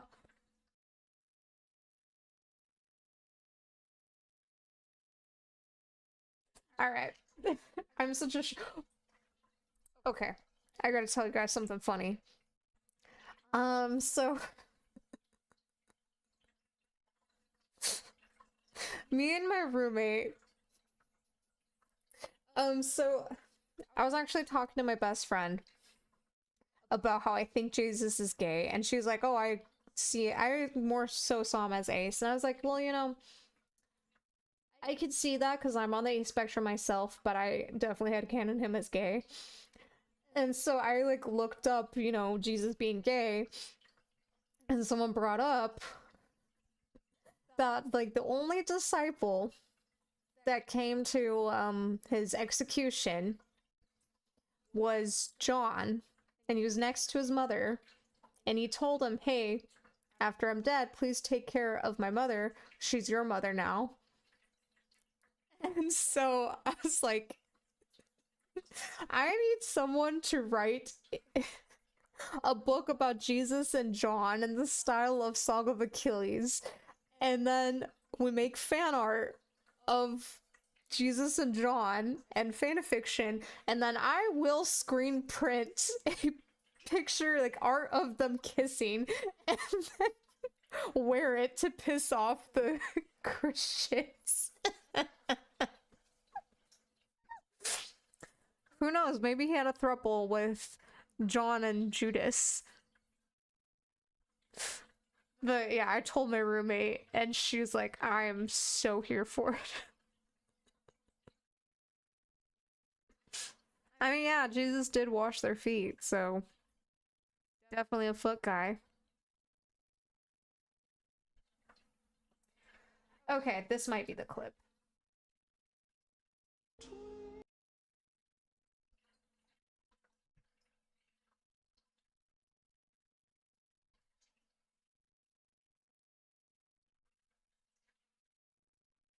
Yes. Yeah, that's what I've decided. Patty is my son and Achilles is my son-in-law. I still have not seen Death Note. The fool of a king I served. I'd never take up arms for him. But Patroclus, he always had a different way of looking at things. As I refused to fight, he rose to the occasion, took up my armor, led my brothers into battle in my guise, fought nobly. But then he, well... And after you found out, you sought vengeance for him, took vengeance. That I did. They got me finally, of course. But not before I broke them first. The war soon ended after that.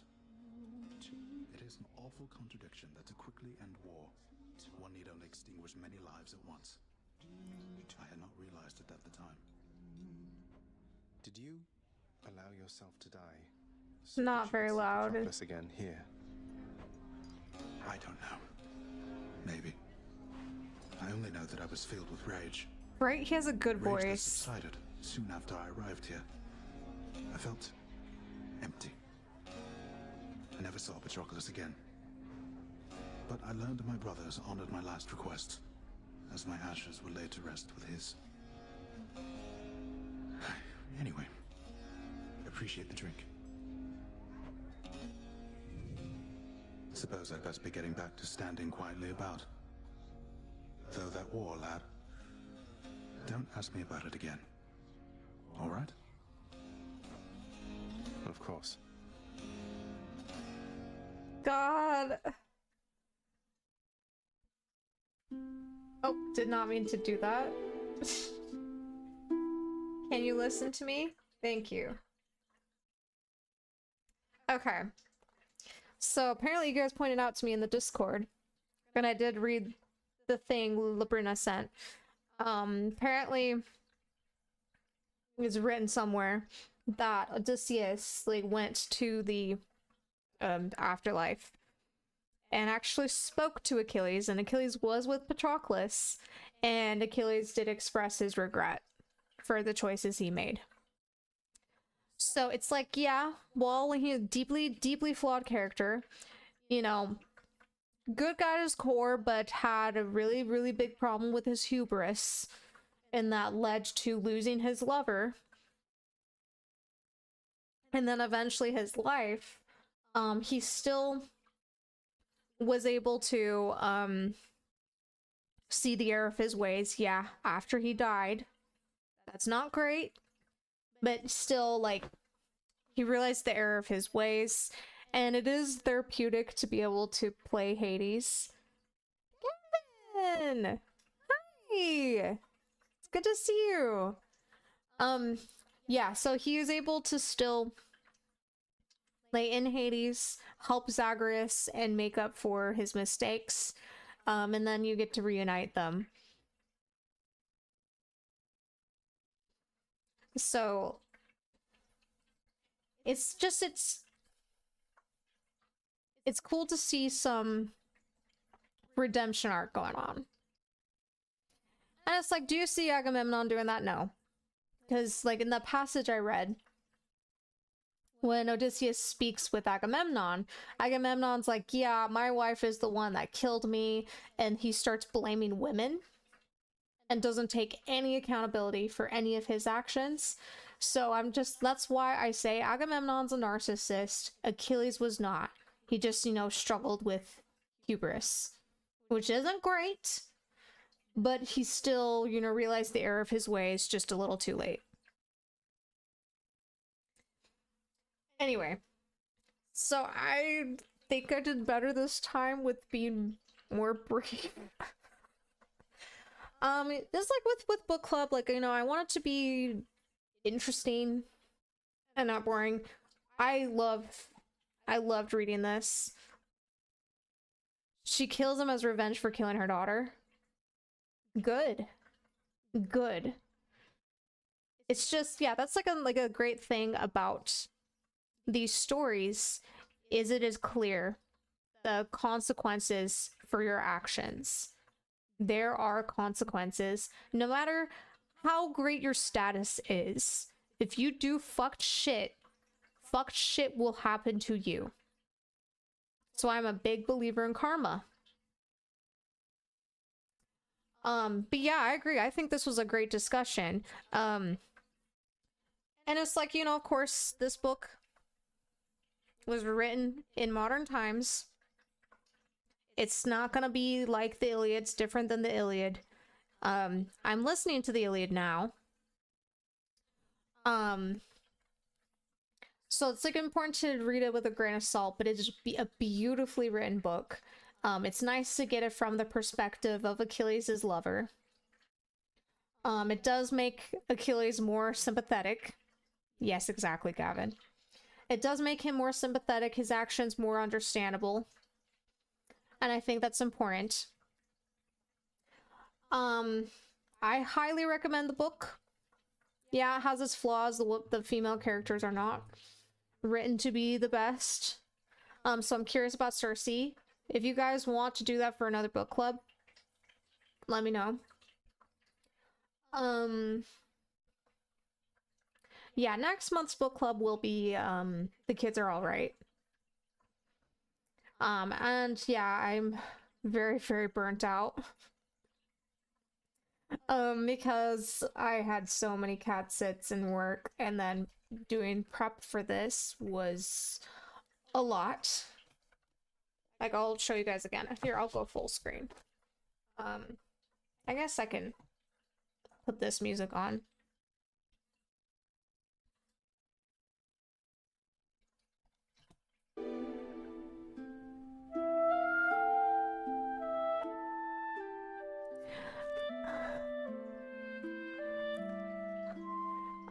So let's see.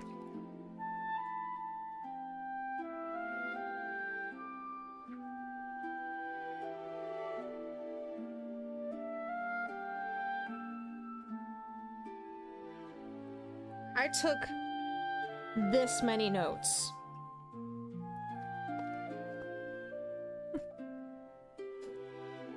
Yeah. Great book. Highly recommend it. Just beautiful book. Beautiful book. But yeah, so I am gonna take a break. I really miss streaming games. I haven't been able to the past couple of weeks. I've hardly had rest. I have to bike to another cat sit right after this. So I will miss you guys. Definitely. If I have the energy, I'll come back next Sunday, and I'm thinking my new streaming schedule is gonna be Sundays at 11 and then Mondays at 1 after I get off work, because I need to have at least a day off. I work Monday through Friday now, so I'm thinking, maybe I want Saturdays to do like grocery shopping, going to the farmer's market, cleaning my room, getting some rest. But yeah, unfortunately I am burnt out. I hate it. I want to be able to do everything, but like, Just my mind and body don't agree with each other on that. So yeah, I will focus on touching grass. I will focus on rest. I need to sew my pride dresses. I have not had time. I might play some OG so I can get some footage so I can start video essays. We'll see what I get up to. But hopefully I will be ready to stream next Sunday, but if not, I'll let you guys know. And yeah, so I will miss you guys. Please remember to take care of yourselves, touch grass. I guess we can end with that. You guys can tell me what you guys been up to.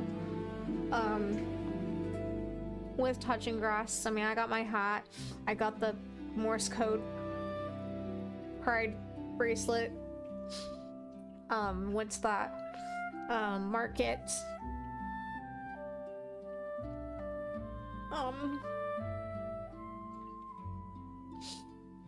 Oh, yeah. And I guess listening to the Iliad. You went to the movies and had coffee? Oh, which movie did you watch?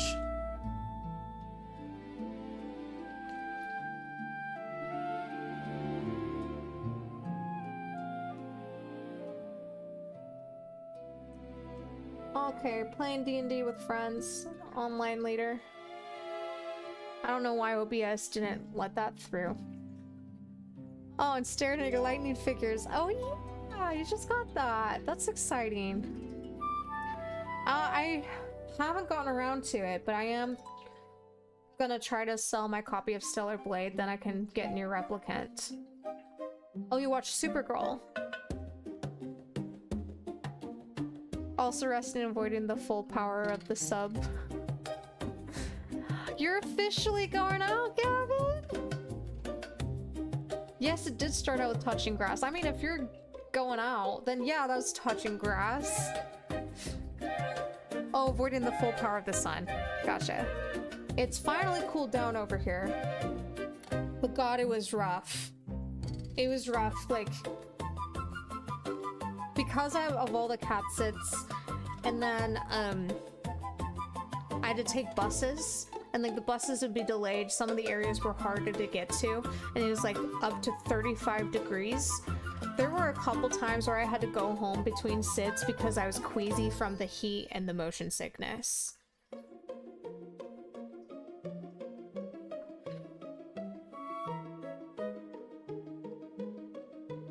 You know who didn't avoid the full power of the sun? I'm so happy for you, Gavin.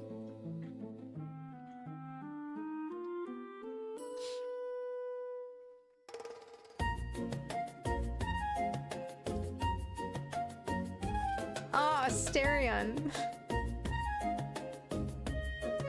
Yeah, okay, also if you guys want me to play Stray Gods sometime on stream, I will. Like, I could probably do that in one stream. It's not a long game. If you guys want me to do some Hades runs on stream, I will do that too. That could be fun. But after my break. And also, like, I need to play FF8 and FF13 too.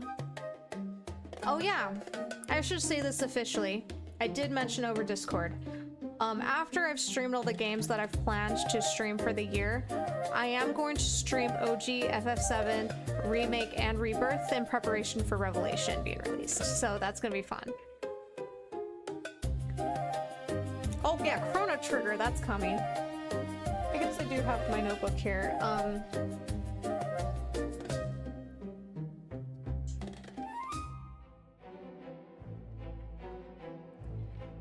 Okay, so we're currently on FF8 and 13.2.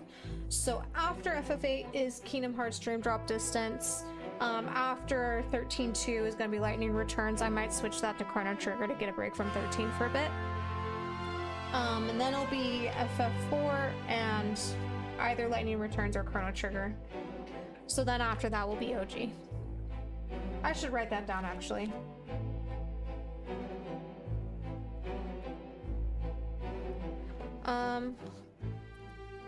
So let's do OG 7. So, I am gonna get Intergrade probably on PC. So I will be playing the Intergrade version and do the Yuffie DLC as part of it. So remake. And then when I'll do Rebirth, it's gonna be purely a story run, not side quests. I'm not gonna do any of the side shit. I'm just gonna, you know, do the chapter select. Because it will take a million years if I did all of Rebirth, if I did like all the side quests and everything. No. It's just gonna be story run. Remake, I can do all the side quests. Can refer to OG7 as retro. Streaming retro remake rebirth to prep. That's actually a good idea. I do like that. You're looking forward to Chrono Trigger? Me too. Yeah, I'm gonna actually switch those. Because as much as I want to play Lightning Returns, I want to play Chrono Trigger.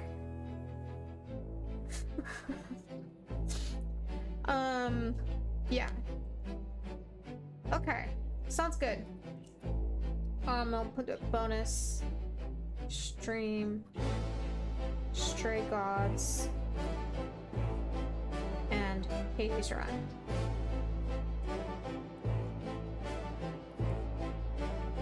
Oh yeah, Lindblom. Ah. I miss FF9. That was such a great game. Alright, chat. This was great. This was a great discussion. I feel like this was a much better book club than the other two because I'm getting better at doing it. I'm looking forward to doing The Kids Are Alright. Yeah. Let's keep touching grass. Let's keep reading books, and I will be back sometime. I'll let you guys know exactly when. Alright. Bye.